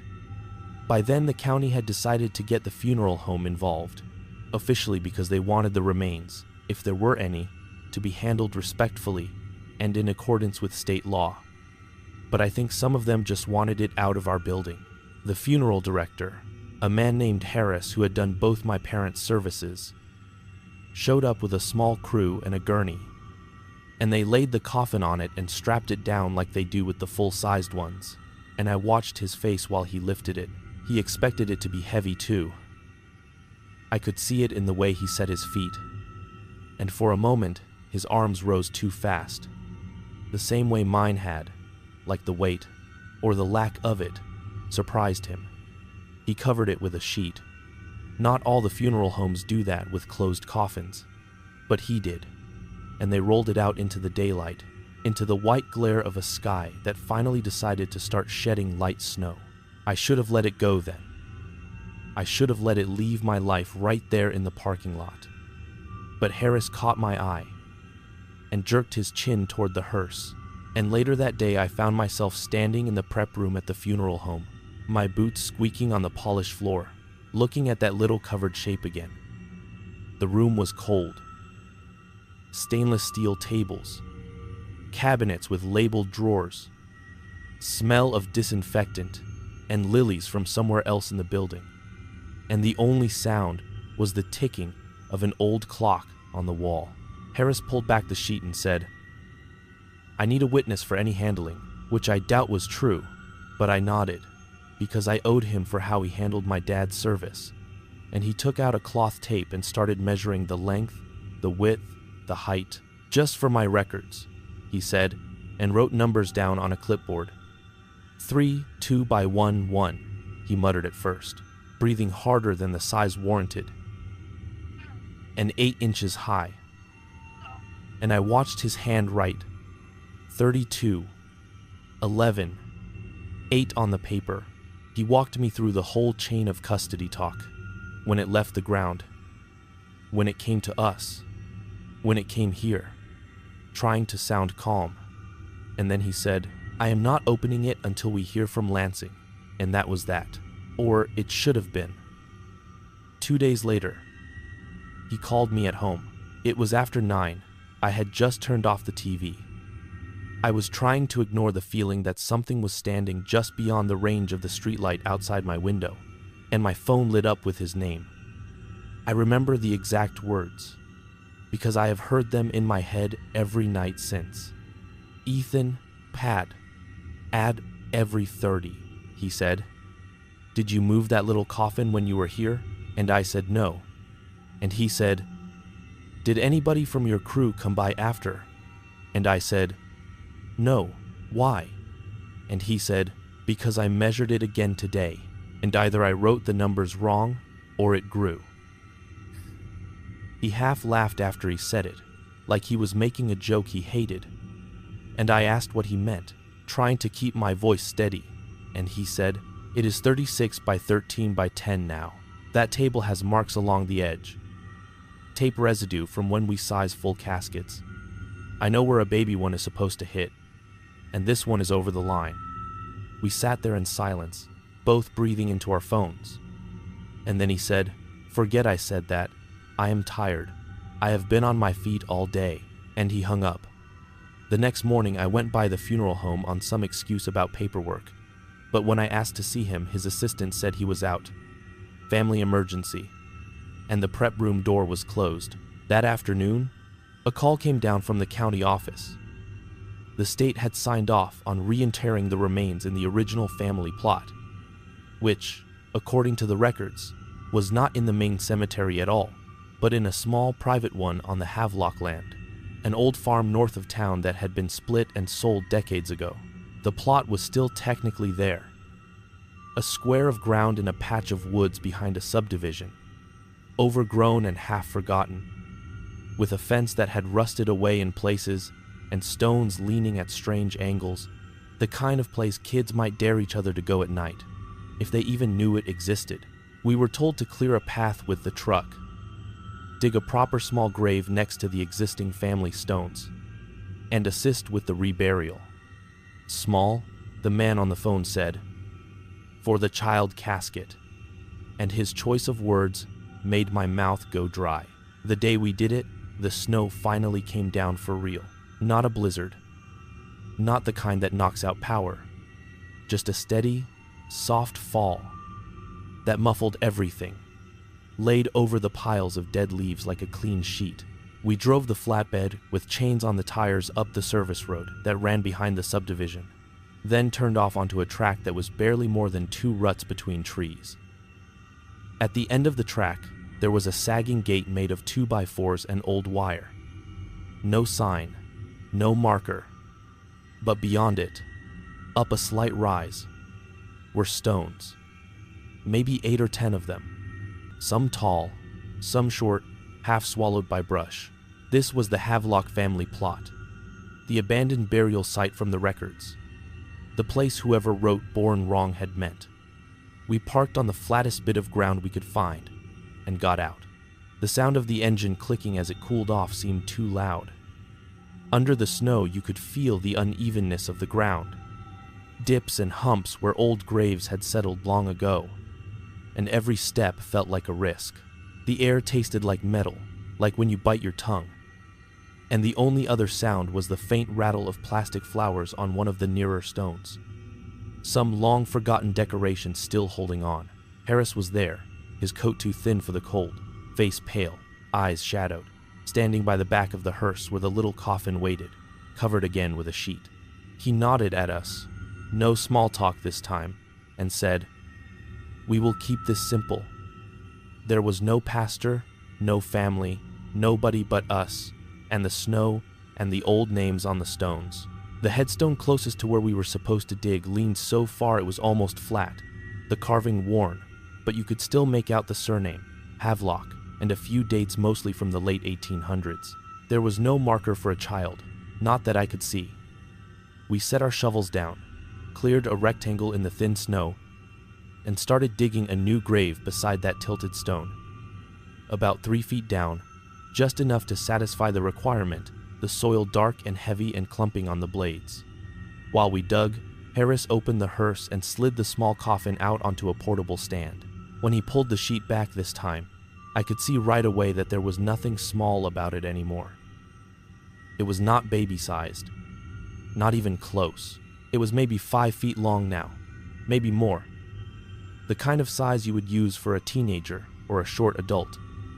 The handles further apart, the wood sides taller. The metal plate looked the same, but its position on the lid was different relative to the ends, like the box had stretched around it. "Did you requisition a different one?" Gene asked, his voice thin. And Harris shook his head once, sharp. "Same plate, same nails, same grain in the wood," he said, almost snapping. And then softer, "Same box." Snowflakes landed on the lid and did not melt right away, just sat there, tiny dots of white on gray. I could feel my heart in my throat. "We cannot put that in a child's grave," I said before I could stop myself. And Harris gave me a look that was not angry, just exhausted, and said, "We are putting it where it always should have been." Like that answered anything. When the hole was ready, we set our shovels aside and stood there, staring at the stand and the box on it, nobody moving to lift. Finally, Harris took a breath and said, "All right," and grabbed one end, and Gene and I took the other. And again, the weight was wrong. It should have been heavy now, at that size, but it still felt light, lighter than it looked, like it was full of crumpled paper instead of anything real. And that mismatch made my hands tingle. We carried it the few feet to the grave and lowered it onto the straps we had laid across. And when we set it down, I felt a faint vibration through the wood. Not from any motion on the outside, but from inside, like something shifting its weight on soft padding. "Did you feel that?" I whispered. And Gene said, "Stop," through clenched teeth. We were supposed to say a few words, something respectful, even if no family was there. But Harris just bowed his head and murmured something I could not hear, maybe a standard phrase, maybe a prayer he half remembered. And the snow kept falling, soft and patient. Then it happened. I wish I could tell you exactly how long we stood there. But time did something strange. Well, 1 second I was looking at the lid, watching the flakes settle, feeling the aching cold in my fingers. And the next there was a cracking sound, like a board in a house settling. Only sharper, closer, and the lid shifted under its own weight. The wood along the edges bowed outward, the old nails squealing, and the gap at the foot end, which had been maybe the width of 2 fingers, widened with a slow, steady push until it was wide enough to see darkness inside. There was no one near it. None of us touched it. "Back," Harris said, his voice thin. And we all stepped away, even though part of me wanted to throw my weight on top, to force it shut. The cracking continued, low and steady, like someone was pressing outward from inside. But there was no thumping, no thrashing, just this relentless outward pressure, and then one of the sideboards split from end to end with a dry snap. The sound seemed to echo in the little plot, bouncing off the stones. The lid lifted a few inches all along its length, and then settled at an angle, propped by whatever it was caught on. All I could see inside was shadow and the pale blur of the lining. I do not know what I expected to see. Bone, cloth, nothing. But for a moment I could not breathe because it felt like the whole world had gone quiet to watch. Then something brushed against the inside of the lining. From within, not hard, just enough to make the cloth bulge and smooth out like a hand pressing from below. And I heard it, all of us did, the faintest scratching, like fingernails on fabric-covered wood, moving toward the foot of the coffin, then stopping. The snow was falling harder now, but around the box it seemed to hesitate, hanging in the air before it landed. And I thought, this is wrong. This is wrong in a way I cannot fix. We need to get out of here, Mario said, his voice high, and he was right, but nobody moved. Then the scratching started again. Not from the box this time, but from under our boots. Just a tiny shift, the soil giving, like something was moving below us, something that had been there a long time and was only now remembering how to stretch. I stepped back, heart pounding, and my heel hit the edge of the shallow grave we had dug. I looked down, expecting to see nothing more than dirt and snow and that broken open box. But what I saw instead is what will not leave me alone. There, in the fresh snow at the head of the grave, where there had been only our boot marks a moment before, were footprints. Small ones at first, bare feet, the toes splayed a little like on a child just learning to walk, pressed into the thin layer of powder, each one crisp and clear, no smudge between them like you would expect if someone had stomped through. Just a neat line leading away from the end of the coffin toward the trees. They started right at the edge of the grave. No approach, no return, as if whoever made them had stepped straight out of the air or up from the ground. The distance between them was wrong for that size foot too. A little too long a stride, like the legs had to be longer than the feet wanted them to be. Tell me those were there before, Jean whispered, but we all knew they were not. We had cleared that patch of snow ourselves minutes earlier, Harris said. This is vandalism. But his voice was shaking so badly the words barely came out. Somebody is playing a trick, he said. But there were no other marks, no boot prints leading to where those small ones began. No sign of anyone else, and the woods beyond the fence were untouched, just smooth white broken by the trunks of trees. The footprints went in a straight line for maybe 10, 12 steps, then another thing that did not make sense happened. As we watched, the last print in the line, the one closest to the trees, deepened, like more weight had pressed down on it, even though nobody was there. The impression widened slightly, the toes sinking deeper, the heel stretching. And for a heartbeat, I thought I saw the shape of it change, not like a trick of melting, but like the foot that had made it had shifted, grown. I blinked, and it was just a footprint again. But now it looked bigger than the first one, as if the feet that had walked away from that box had been changing size with every step. We are leaving, Jean said, like a man giving an order in a storm. And we did. We did what he said. We backed away from the grave. We grabbed our shovels and left them by the truck. We did not even fill the hole. We just left it gaping there with the broken coffin half in and half out of the earth like something trying to decide which side it belonged on. Harris slammed the hearse doors even though there was nothing inside it now but empty straps. And we drove back down that track in silence, the branches scraping the sides of the truck louder than any argument. At the main road, he peeled off toward town, and we headed back to the yard, and none of us spoke for the whole drive.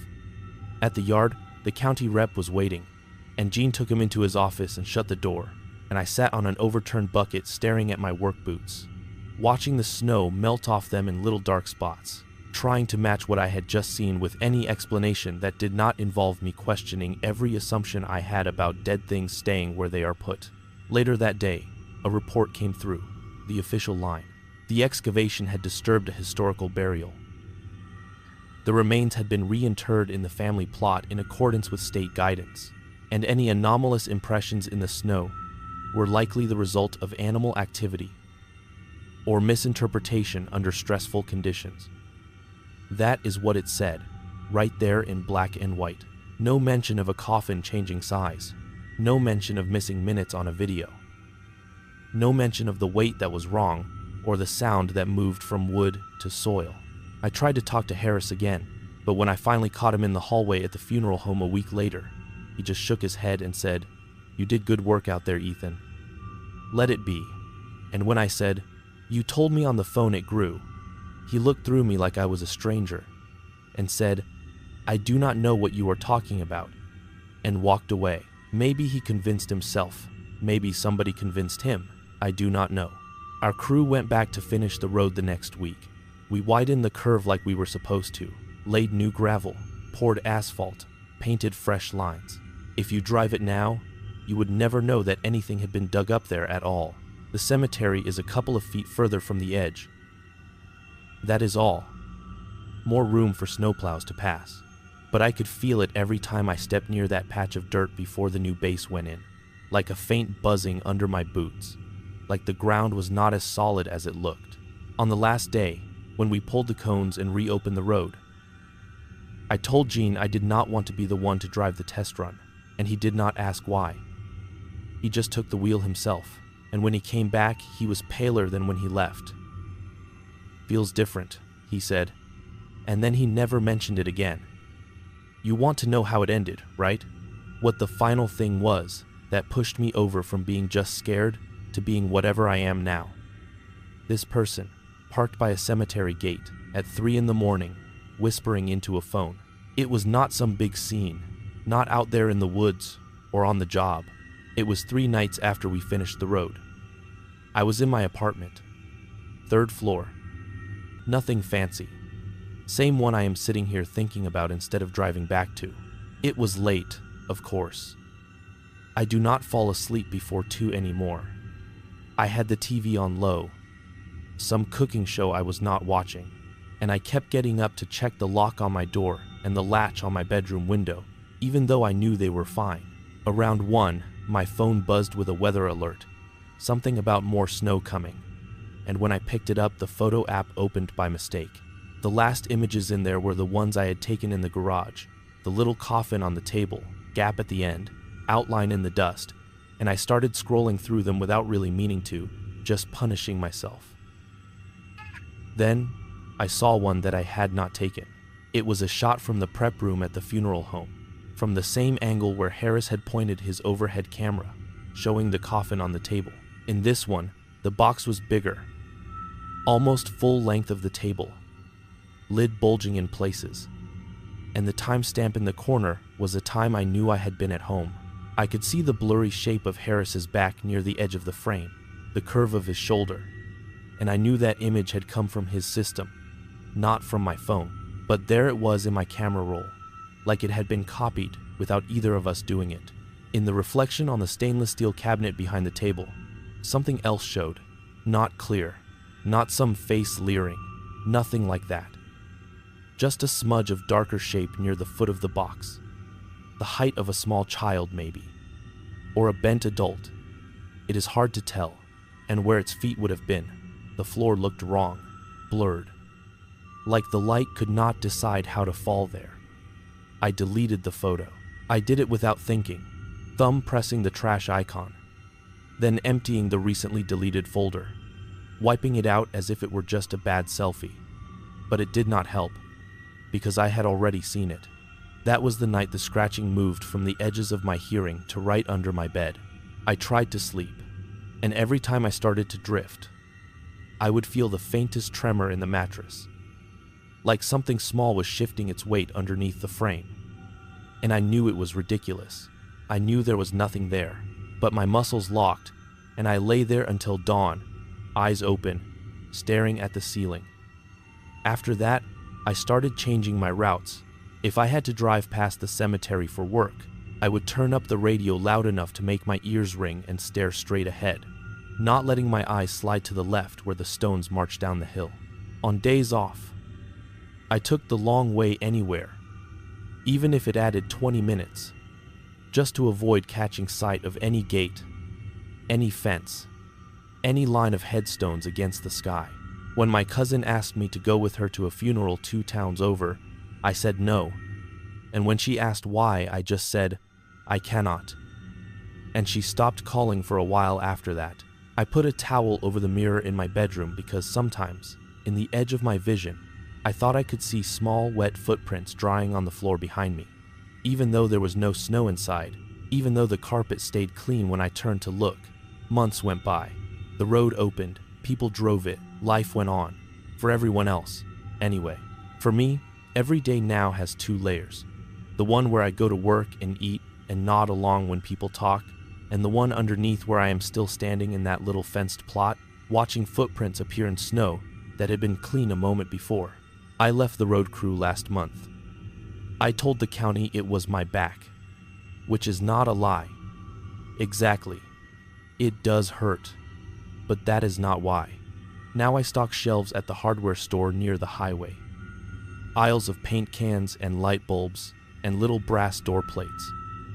And I avoid the section with floor safes and boxes of any kind. People come in and buy shovels, snow melt, wood for their own projects. And sometimes they talk about the new curve on County Road 14, how much safer it feels, how their kids do not slide there now. And I nod and say, that is good. And I think, you have no idea what is under your tires. Tonight, I did something I told myself I would not do. I got in my car after closing.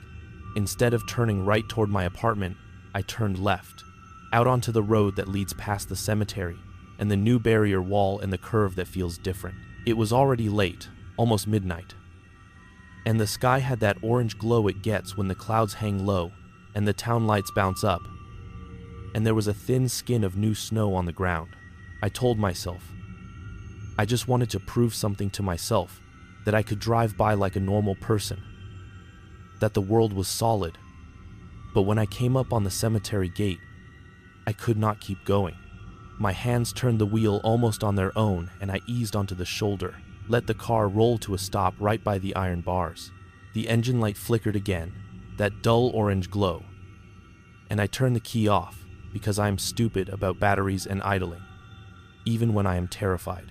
The silence when the engine died was so thick it felt like another presence in the car. I sat there with my hand still on the wheel, breath fogging the windshield, watching the faint shapes of stones on the hill and the darker bulk of that big maple tree. The gate was closed, chain looped through, but the lock was hanging open, like someone had unlatched it and not finished the job. I checked the time on my phone. 3:02. The date meant nothing to me, just another square to get through. My reflection in the glass looked older than I remember, eyes sunk in, skin gray, and underneath all of that, under the hum of my blood, there it was again, scratching. Not loud, not like in a movie, just this soft, steady sound from somewhere I could not pin down, like a small hand tracing patterns on a wooden lid, or nails dragging along the underside of the earth. It was not outside and it was not inside, it was just near. I told myself it was maybe an animal in the ditch, even though the snow was unbroken. I told myself all the things adults are supposed to tell themselves, and none of them helped. I do not know why I looked down at my own feet. Maybe because I felt this sudden cold around my ankles, like someone had opened a door, and I wanted to see if my boots were sitting in a draft. And through the thin layer of road dust and slush on the inner sill of the car door, I saw the shape of small toes pressed against the metal, like someone barefoot had stepped there from the inside, from under the floorboard, and left a perfect, dry, white print made of something like fine powder. It was there for a second, maybe two. Then, as I watched, it stretched, the toes elongating, the arch flattening, the whole thing becoming the size of a grown person's footprint, without any smearing, like the shape itself was being rewritten. Then it blew away, as if some breath had exhaled from under my seat and scattered it. That is why I'm talking now, why I am in this car in the dark telling you all of this, like a man in a confessional with no priest on the other side. I know I should turn the key, drive home, go to bed, pretend work and coffee and daylight are enough to keep whatever this is from following me, but I do not believe that anymore. I change routes to avoid cemeteries. I turn my radio up so I do not hear the sound of gravel under my tires. I avoid looking at dates on headstones and pictures. I cannot walk past the infant section of the floral display at the grocery store without my throat closing. I cannot remember entire hours of some days now. Like my life has little missing frames the way that video did. And I am scared that whatever stepped out of that coffin into the snow is walking through those blank spots, filling them in with something I will only see when it is too late. Maybe it was a child once. Maybe it was never finished. Like that cruel little note said. Maybe it is just the shape of all the things people tried to put in the ground without facing them. I do not know. All I know is that a box we dug up from under the road was the wrong size, then the wrong weight, then the wrong everything. And when it got big enough, it broke itself open and left. And now I am sitting by a cemetery where the streetlights stop just short of the fence, listening to a sound that will not stop once it starts.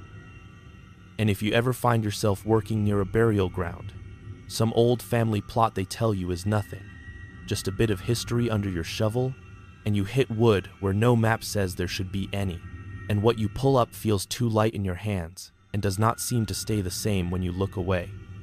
Do not do what we did. Do not bring it closer to town. Do not put it in a garage or a prep room. Do not give it time or space to remember how much of it there was supposed to be. Leave it there in the dark where it learned to be small, because once it starts growing, you will never be sure again what size anything is supposed to be, what weight anything is supposed to have, or whether the footprints you see in fresh snow outside your window in the middle of the night were there the last time you checked, or if they only began when you looked away. My name's Lucas Mercer. I'm from a little place called Stone Ridge outside Arkadelphia, Arkansas, and I work as a roadside diesel mechanic, the kind of guy folks only remember when their truck will not start and the clock is saying a time nobody wants to be awake for. I need you to listen to me for a bit, man. I swear to God I am not trying to scare you for fun or anything like that. I am sitting here in my car by the cemetery gate, and my battery light has been flirting with me the whole time, and I can see my own breath on the inside of the windshield, and my hands will not stop shaking. I had a sausage biscuit from the gas station this afternoon around 4. One of those that taste like the wrapper. And I spilled mustard on my gray work shirt. The one with Luke has stitched in red over my heart, and that stain is still there right now because I did not have the energy to change before I came out here. I clocked in yesterday at 5:30 in the evening. That is what the time clock said. And I remember thinking it was going to be an easy night because the sky was clear and the air felt dry and crisp. No storms, no fog, nothing that usually means trouble on the highway. Nights that look clean are the ones that lie to you. I was on call for the stretch of interstate that cuts past those 2 little rest stops out in the middle of nothing. The kind people only use when they are too tired or too desperate. And I had my service truck fueled, tools packed, air hose coiled, everything. The way I always do it. Because habit is the only thing that keeps you from making mistakes when you are half asleep under somebody's trailer at 3 in the morning. You need to know that my life before that night was boring in the best way. I went to work, I came home, I watched whatever game was on. I went to church on Sundays when I was not on shift. I called my mom once a week. I did not see things. I did not hear things. I slept. Now I am parked by a cemetery because I cannot drive past headstones without feeling like something is walking along the fence line with me. So, that night, I had my usual thermos of coffee. Cheap stuff, too strong because I never measure right. And the cab of the truck smelled like old beans and grease and that rubber smell from hose and belts. Dispatch radio stayed quiet for a while. I remember scrolling my phone in the lot behind the shop, watching one of those videos where a guy restores a rusty wrench, anything just to let my brain idle. Around midnight, the air started to feel different. Not colder exactly, just thinner, like breathing in a room where someone opened a door down the hall. I checked the weather app. Nothing special. Clear all night. At 12:17. I remember that exact number because I looked right at the screen. The radio crackled, and Cheryl from dispatch said, "Lucas, you up? We got a call from a trucker at the southbound rest stop past mile marker 139. He says his rig will not turn over, and he has got refrigerated freight. Can you roll?" I said sure, and I wrote the mile marker down on a little notepad I keep on the dash, even though I know that stretch by heart.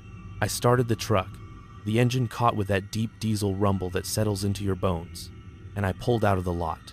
I told myself it was just another call, easy money, jump start, and paperwork. The road out there at night is something different, man. The streetlights drop off, and it is just your headlights and the white lines and that low hum of tires on concrete. There is this one stretch where the trees pull back and you can see stars if the sky is clear. And then it closes in again, pines and oaks crowding the edges like they are leaning in to listen. I had the radio low, some old country song I barely heard, and my coffee between my knees. I passed the sign for the rest area, blue and white, rest area 1 mile.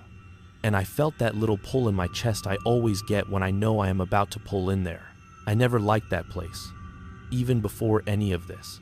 It is small, just a loop off the interstate, a couple of vending machines, bathrooms that always smell like bleach, and something they never fully got out.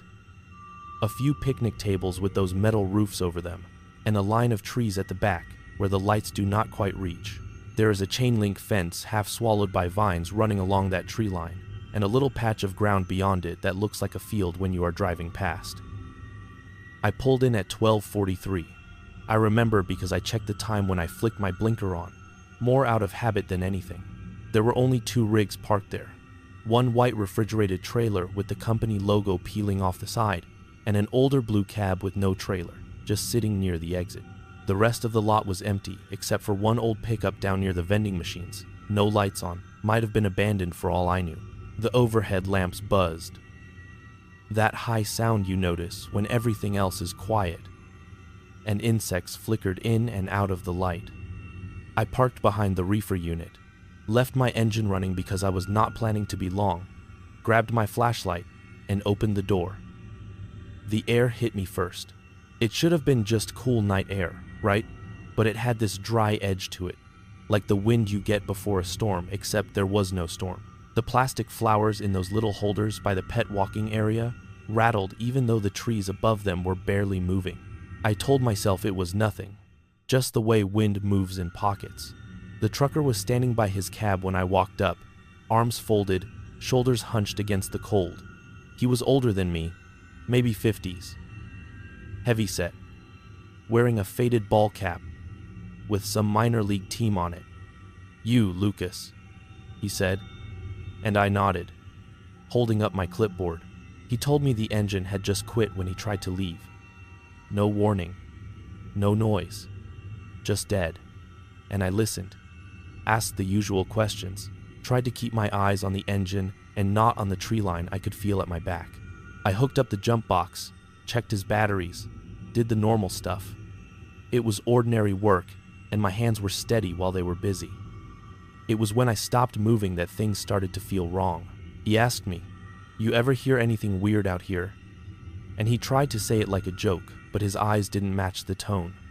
I said, "Like what? Coyotes?" And he shook his head and nodded toward the trees. I swear to God he said it like this, dead serious. "Sometimes there's a guy pacing back there in the trees, like he is waiting on something. But I never see him come in or out. You ever had that, someone just already in a place with no way they got there?" I laughed, or tried to. Said maybe he is just a walker from the highway. And the trucker said, wearing an old blue coat, like something out of history class. That is what he said. An old blue coat. I got his rig started around 1:15. The engine finally turned over with a cough, then a steady roar, and I wrote down the readings I needed, had him sign the work order. I was ready to leave.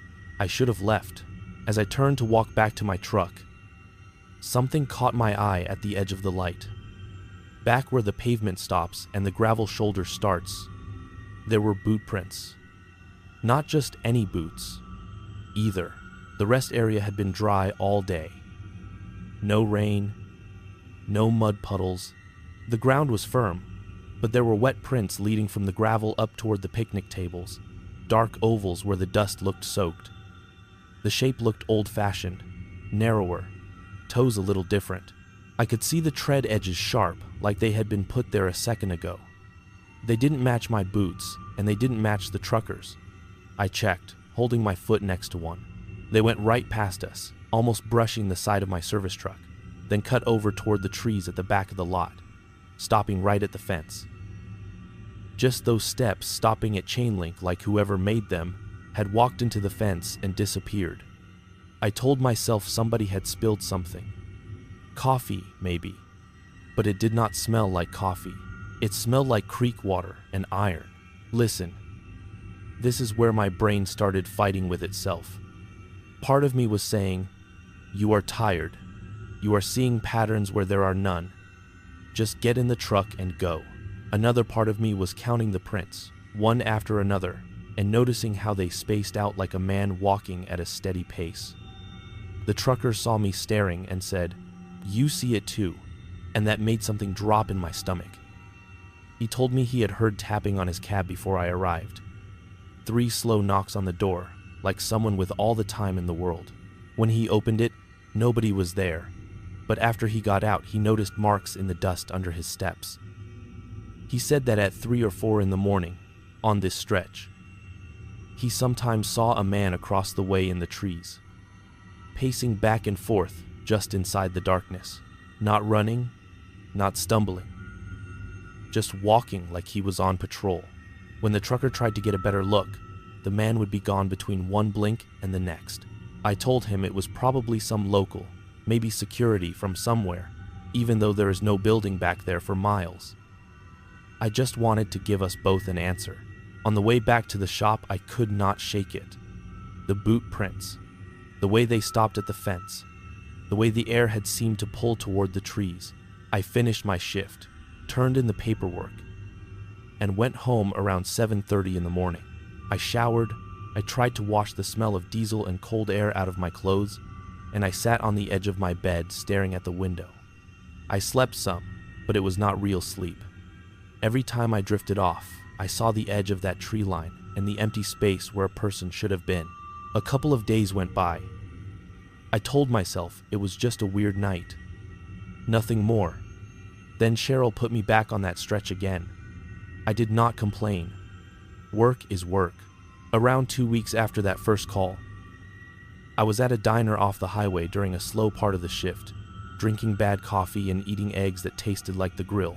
There was an older man sitting a few stools down, gray beard, flannel shirt tucked into worn jeans, a stack of papers, and a big old book spread in front of him. The waitress called him Mr. Howard and asked if his history club had kicked him out yet. He laughed and started telling her about some local battle I had never heard of. Normally, I tune that stuff out, but when I heard him say the mile marker number, my ears perked up. He said, "That little rest area they just put in a few years back, that is about where a soldier fell trying to walk home after the war. Poor fool made it off the main road, but never got any farther than that tree line." I looked up. I felt my chest go tight. I asked him, "Sorry, sir, what did you say?" And he turned his papers toward me, pointed at a faded map with handwriting all over it. "There used to be a little family burial plot up there," he said, "back when this was all dirt roads and fields. And they laid some of the dead from a skirmish out there because the ground was soft and it was the quickest place. Some of those graves got moved when they put the highway in," he said, "but not all of them. I swear to God to you, man." When he said burial plot, the little hairs on my arm stood up. I asked him, quiet, if anybody ever talked about seeing a man there. He looked at me, like I had just told him something I should not know. He said, "You seen him?" And I tried to shrug, pretend it was just something somebody told me. But my voice cracked. He said, "They say sometimes a man walks the edge when it is late, wearing a coat from the wrong century, like he is still trying to find the road that is not there anymore." Mr. Howard flipped through his book and showed me a list of names, handwritten, and one of them had a little note next to it, "Body unknown, presumed buried along southern tree line." After that, I started dreading the calls that took me out there. Not just the rest stop itself, but the slope of ground beyond it. I began to notice things I had not let myself notice before. The way the grass behind the fence stayed a different color, a little darker, even when the rest of the field went pale in the winter. The way the ground out past the tree line rose and fell, not like a natural hill, but like something underneath had shifted once and then settled. One night, off shift, I drove past there with my brother in the passenger seat. He had his earbuds in, watching something on his phone, and the truck was quiet except for the tires and the fan. As we passed the rest area going northbound, I glanced over and saw, clear as anything, a figure walking just at the edge of the light, between the last lamppost and the fence, wearing a long, dark blue coat that hung just past his knees. He was moving slow, steady, hands at his sides, head turned toward the highway like he was watching every car that went by. The coat was wrong for now, wrong for this place. The way it fit, the cut of it. By the time I said, "Did you see that guy?" my brother looked up and said, "See who?" And there was nobody there, just the battered trash cans and a plastic bag caught on the fence.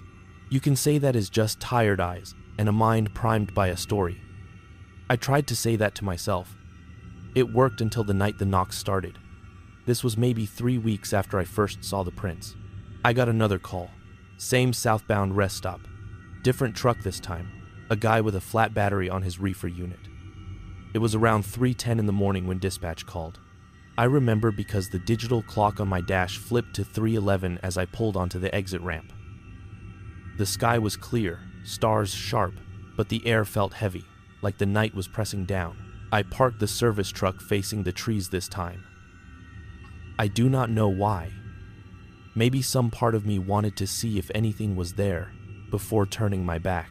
I climbed out, talked to the driver, started checking his unit. While I was working, I heard the sound of boots on the pavement behind me. That solid heel-toe sound. Not sneakers, not dress shoes, but something heavier, older. I figured it was the highway patrol. They come through sometimes and check on folks. So without turning around, I said, "Evening, officer. Got a downed unit here," just so they would not think I was messing around. Nobody answered. The footsteps stopped a few feet back. I straightened up slowly, feeling the muscles between my shoulders knot, and turned. There was nobody behind me. The lot was empty, except for the trucker, who was up in his cab looking at paperwork, and my truck. But on the side of my service truck, in the dust, there were smudges at about shoulder height, like someone with dirty hands had rested both palms there. The prints were too narrow for my hands and they were fresh, clearing 2 streaks through the dust that had built up over days. My heart started pounding so hard I could feel it in my throat. I told myself, "Someone brushed against it earlier, you just did not notice." I knelt back down to finish the job, hands shaking so much I dropped a wrench and it clanged louder than it should have in the quiet. That was when the knocking started on my truck. 3 slow, deliberate knocks on the driver's side door, spaced out. Not the vibration of something settling, not a branch, but the sound of knuckles against metal, each one stronger than the last. The driver leaned out of his cab and called, "You got someone with you," and I just shook my head because my voice would not work. I stood up again, walked around the front of the reefer trailer toward where my truck was parked. The windshield was reflecting the overhead lamps, so all I could really see was my own shape moving closer. But the closer I got, the more I felt that someone else was standing on the other side, right up against the door, waiting. By the time I reached it, there was no one there, of course. The lot stretched out empty, the trees stood still, and the bathroom building hummed with the sound of fluorescent lights. But when I looked down, the ground was not empty. There were those same old-style boot prints in the thin layer of dust on the pavement, dark like they had just been pressed down with wet soles, right below the driver's side door. They faced my truck, toes pointed at the cab, and then they turned and walked away toward the back of the lot, one after another, leading straight to that chain-link fence at the tree line. Once again, no prints coming back. Nothing on the other side, just a line of steps ending at metal. I swear to God I almost left the truck running and just walked away. Instead, I did the stupid brave thing, or the stupid scared thing. I do not know which, and followed the trail. Each step felt like I was pushing against water. The air got cooler the closer I got to that fence.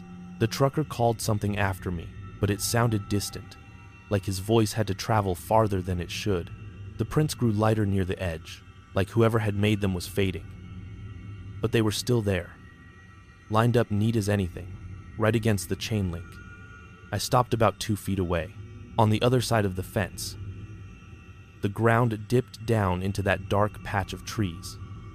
From the highway, you would think it was just a little slope, but up close you could see the shapes in the ground, small rises and dips in a rough line, like lumps under a blanket.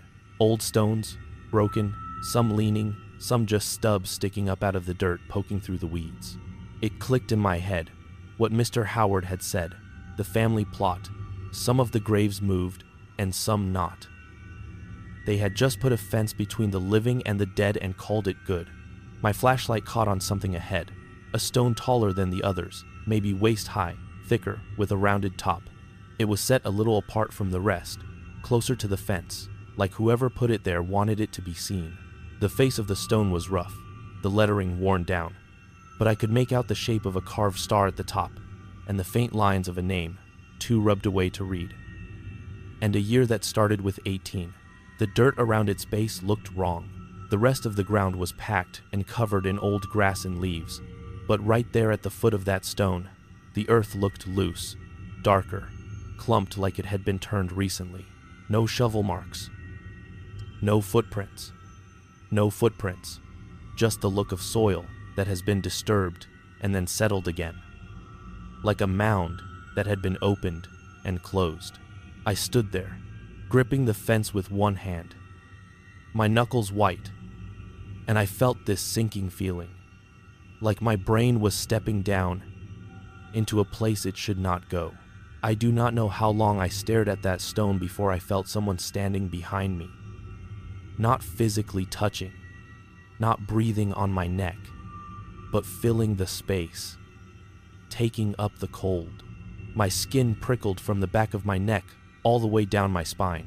I turned slowly, because I knew if I spun around too fast, I might collapse. At first, all I saw was the glaring white of the lamp above the parking lot, the empty pavement, my service truck with its cab light still on. Then my eyes adjusted and I saw him. He was standing between my truck and the picnic area, just at the edge where the light thins out. Not glowing, not see-through, nothing like that. He looked solid as any man I have worked next to. He wore a long coat that hung open, dark blue, almost black under the sodium lights, with dull brass buttons down the front. The coat was worn, edges frayed, stained in places with something that had dried a long time ago. Under it I could see a shirt that looked too thin for a night this cold. His hair was dark and cut short, his face narrow and pale. Not pale like sick, pale like someone who had walked a long road under many suns and moons. His eyes were fixed on the highway, not on me, watching the spaces between the cars more than the cars themselves, like he was looking for something that should be there and was not. I tried to call out to the trucker in the cab, say. The man in the coat turned his head then, slowly, not surprised, not jerky, just like he had known I was there the whole time and had finally decided to acknowledge it. When his eyes met mine, I felt something slide inside my chest. It was not hatred or anger. That would have been easier. It was this long, patient, tired kind of wanting. Not even for me specifically, just for something he had been reaching for longer than I have been alive. His lips moved. No sound came out, but I could see the words so clearly, it was like they were inside my own head. Help me get home. I know what that sounds like. A trick of the light, tired mind, old stories, mixing with late-night nerves. I tried to tell myself that even in the moment, but while I was standing there, clinging to that cold metal fence, I could see his mouth form each word, slow and careful, as if it had been a very long time since he had spoken them. Help me get home, not yelled, not begged. A fact, a request, a command, all at once. When I did not move, when I stood frozen, his expression changed, just slightly. His brow creased. The smallest frown, not angry, more like sad disappointment. He looked away from me, back toward the highway, then toward the dark beyond the tree line, where the old road might have been before they carved the interstate through. For a second, I saw him as if he were standing on dirt ruts instead of concrete. The shadow of invisible trees that were not there anymore flickering over his shoulders. The air between us tightened. The lights above the rest area hummed louder, then flickered. Not all at once, but in a rippling line, like something had passed under them. I do not remember deciding to move, but suddenly I was stumbling backward toward my truck, my boots slipping on the smooth pavement. My hand scraped the metal of the toolbox hard enough to peel skin, but I hardly felt it. I yanked the driver's side door open and threw myself in, slamming it shut, locking it without even thinking why that would matter if he was what he seemed. My breath came in sharp gasps and fogged up the inside of the windshield. I fumbled for the ignition, even though the engine was already running. That is how scrambled my head was. When I finally forced myself to look up, he was standing closer, not right at the hood, but closer than before. His lips moved again. I could not hear anything, but in my mind, clear as someone whispering in the seat next to me, I heard the words repeated, "Help me get home." Only this time, the word home felt wrong, not like a house or a town, like ground, like the place where you were supposed to stop walking and lie down. Something inside me broke then. Not that brave, stubborn part that jumps batteries in the rain. Something deeper. Some wire that says the world works according to rules and you can trust the road under your feet. I threw the truck into drive, tires squealing louder than they should on dry pavement, and pulled away. As I turned onto the exit lane back to the interstate, my headlights swept across the fence and the trees. For just a second, in that bright wash, I saw the stone again. The earth at its base looked higher than before, like a mound that had been filled in, smoothed by invisible hands. The little rises and dips in the ground around it seemed more pronounced, forming rows. I did not wait to see more. I merged onto the highway and drove faster than I should have in a work vehicle, hands clamped tight on the wheel, eyes fixed straight ahead. In the rear-view mirror, the rest area lights shrank away, but the feeling did not. It sat in the cab with me, heavy and silent. I did not tell anyone at the shop the full story, not at first. I told Cheryl I had a weird vibe out there, that maybe the lighting needed checking, that kind of thing. I told myself that if I talked about it out loud, it would become more real. Instead, it followed me in quieter ways. The next time they tried to schedule me on that stretch, I found a reason to switch with another guy. Said my truck needed maintenance, lied about a noise in the transmission. Then I started changing my route home even when I was off shift, taking the long way around just so I would not have to see that blue sign for the rest area or catch a glimpse of the tree line. At church, when we sang the hymn about soldiers and battles, my throat closed. At the hardware store, I walked past a display of little American flags and had to leave because the sight of them in rows, cloth barely moving in the air conditioning, made my hands sweat. I would be sitting on my couch and an image would just drop into my mind. That coat, those boots, the way his eyes looked through me and past me at the same time. I started sleeping with the TV on just for noise. Did not help much. One afternoon, my brother came by and asked why I would not take the shorter route into town anymore. I tried to brush it off. Said I did not like the traffic. He laughed and said, "You never used to care, man. What changed?" I snapped at him, harder than he deserved. Told him to mind his own business. Later, I apologized. Said I was just tired. But the truth is, I did not know how to explain that a stretch of road and a little rest stop had become a wound in the map for me, a place I could not look at without feeling something walking alongside me, just outside the corner of my eye. It did not stop at roads and rest areas. It spread. A couple of months after that night, my cousin asked me to ride with him to a funeral over in another county. Before all this, I would have gone, no question, to support family. Stand there in my best shirt, bow my head, do the decent thing. This time, I told him I had a double shift and could not make it. That was not true.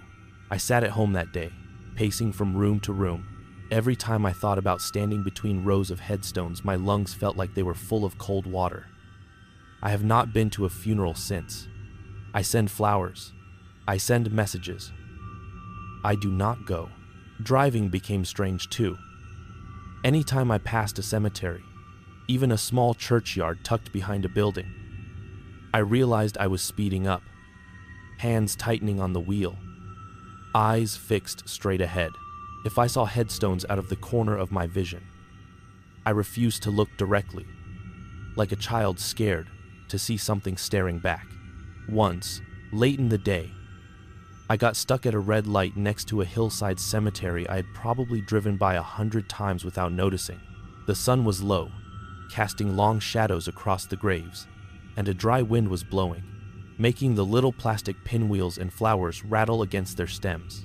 I turned the radio up so loud my speakers crackled, just to drown out that sound in my head, the memory of boots on pavement and knuckles on metal.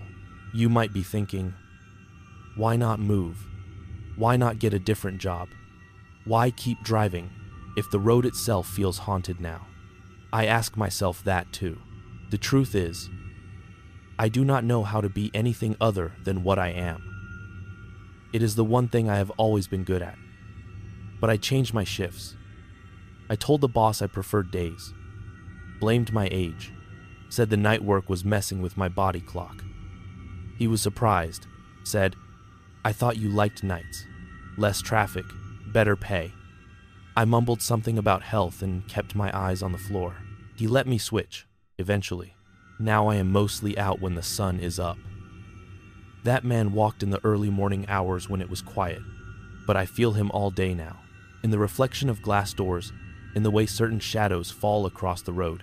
I do not see him full on anymore. Not like that night. Instead, I get flashes. I was in a truck stop parking lot about an hour from there the other week. Bright sunlight. Lot packed with vehicles. Music playing from someone's cab. Just normal.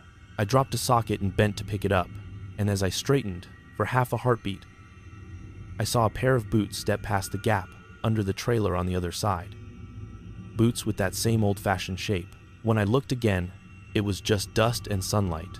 Another time, I stopped at a smaller rest area on a different highway, went into the bathroom, and when I came back out, my service truck had 2 streaks wiped clean through the dust on the hood. The exact width of hands. No prints on the ground. No kids running around. Nobody near. My stomach flipped. I drove away without even using the vending machine. That is why I am here now, man. Why I am parked outside this little cemetery on the edge of town at 3 in the morning. My engine off so I can hear every sound. My phone propped up on the dash, with the screen cracked in the corner from where a wrench slipped out of my hand last month and landed on it. I thought, maybe if I say it out loud, if I lay it all out like this, I can pin it down, make it smaller, make it into something that fits inside words instead of something that follows me in the spaces between rest stops and graveyards. But talking about it just makes me realize how much of my life now is built around not walking past places like this. I take the long way. I sit in parking lots facing away from any kind of stone or fence. I will not park by a tree line if I can help it. When a customer mentions being near a memorial park or a veteran cemetery, I feel my grip tighten on the phone. I check maps before I go anywhere new. Not for traffic, not for gas prices, but to see if there are clusters of headstones near the road. I change my route if there are. I know you are probably wondering, why did he say those words? Why you? Why that night? I do not have an answer. Maybe I was just the one who happened to be standing there when whatever thin wall between his time and mine stretched too far. Maybe he has been pacing that tree line since before my great-grandparents were born, knocking on whatever passes close enough.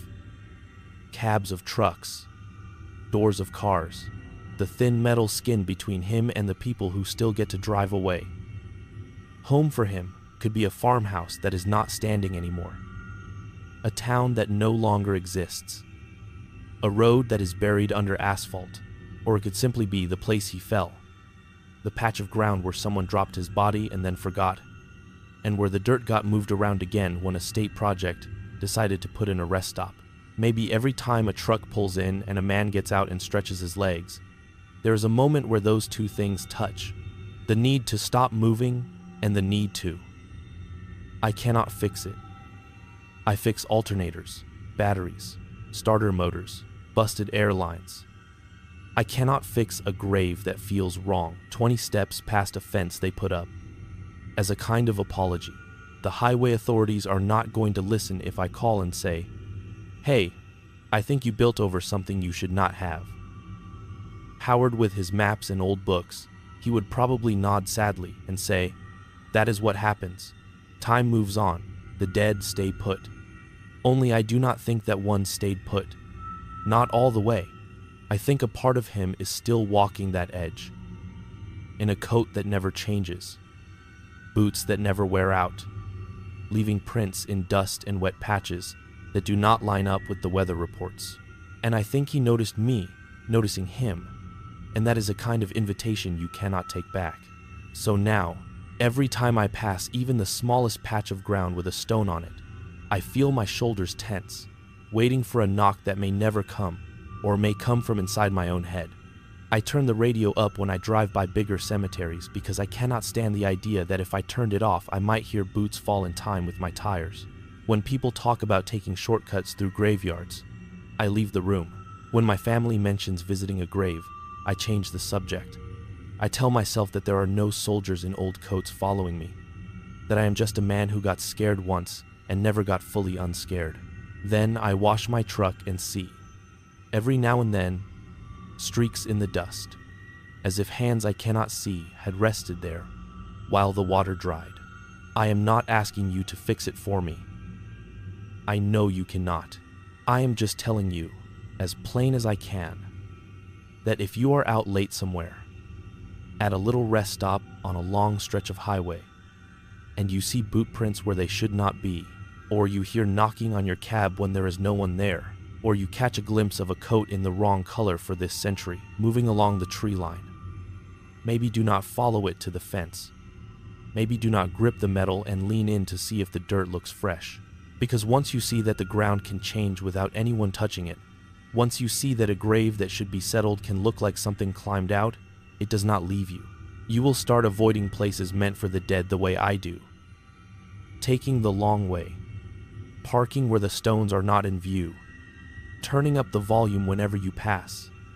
Even a hint of a cemetery, and you will find yourself, one night, sitting in a car that needs a new battery by a cemetery gate, telling some stranger you never met about a man in an old blue coat who just wanted to get home, and about how you drove away and left him pacing that line between the trees and the lights. You will swear to God you can still feel eyes on you every time the road curves past a place where the names on the stones have worn off. And you will realize that you are not really afraid of the dead. You are afraid of the ones who are not done walking yet,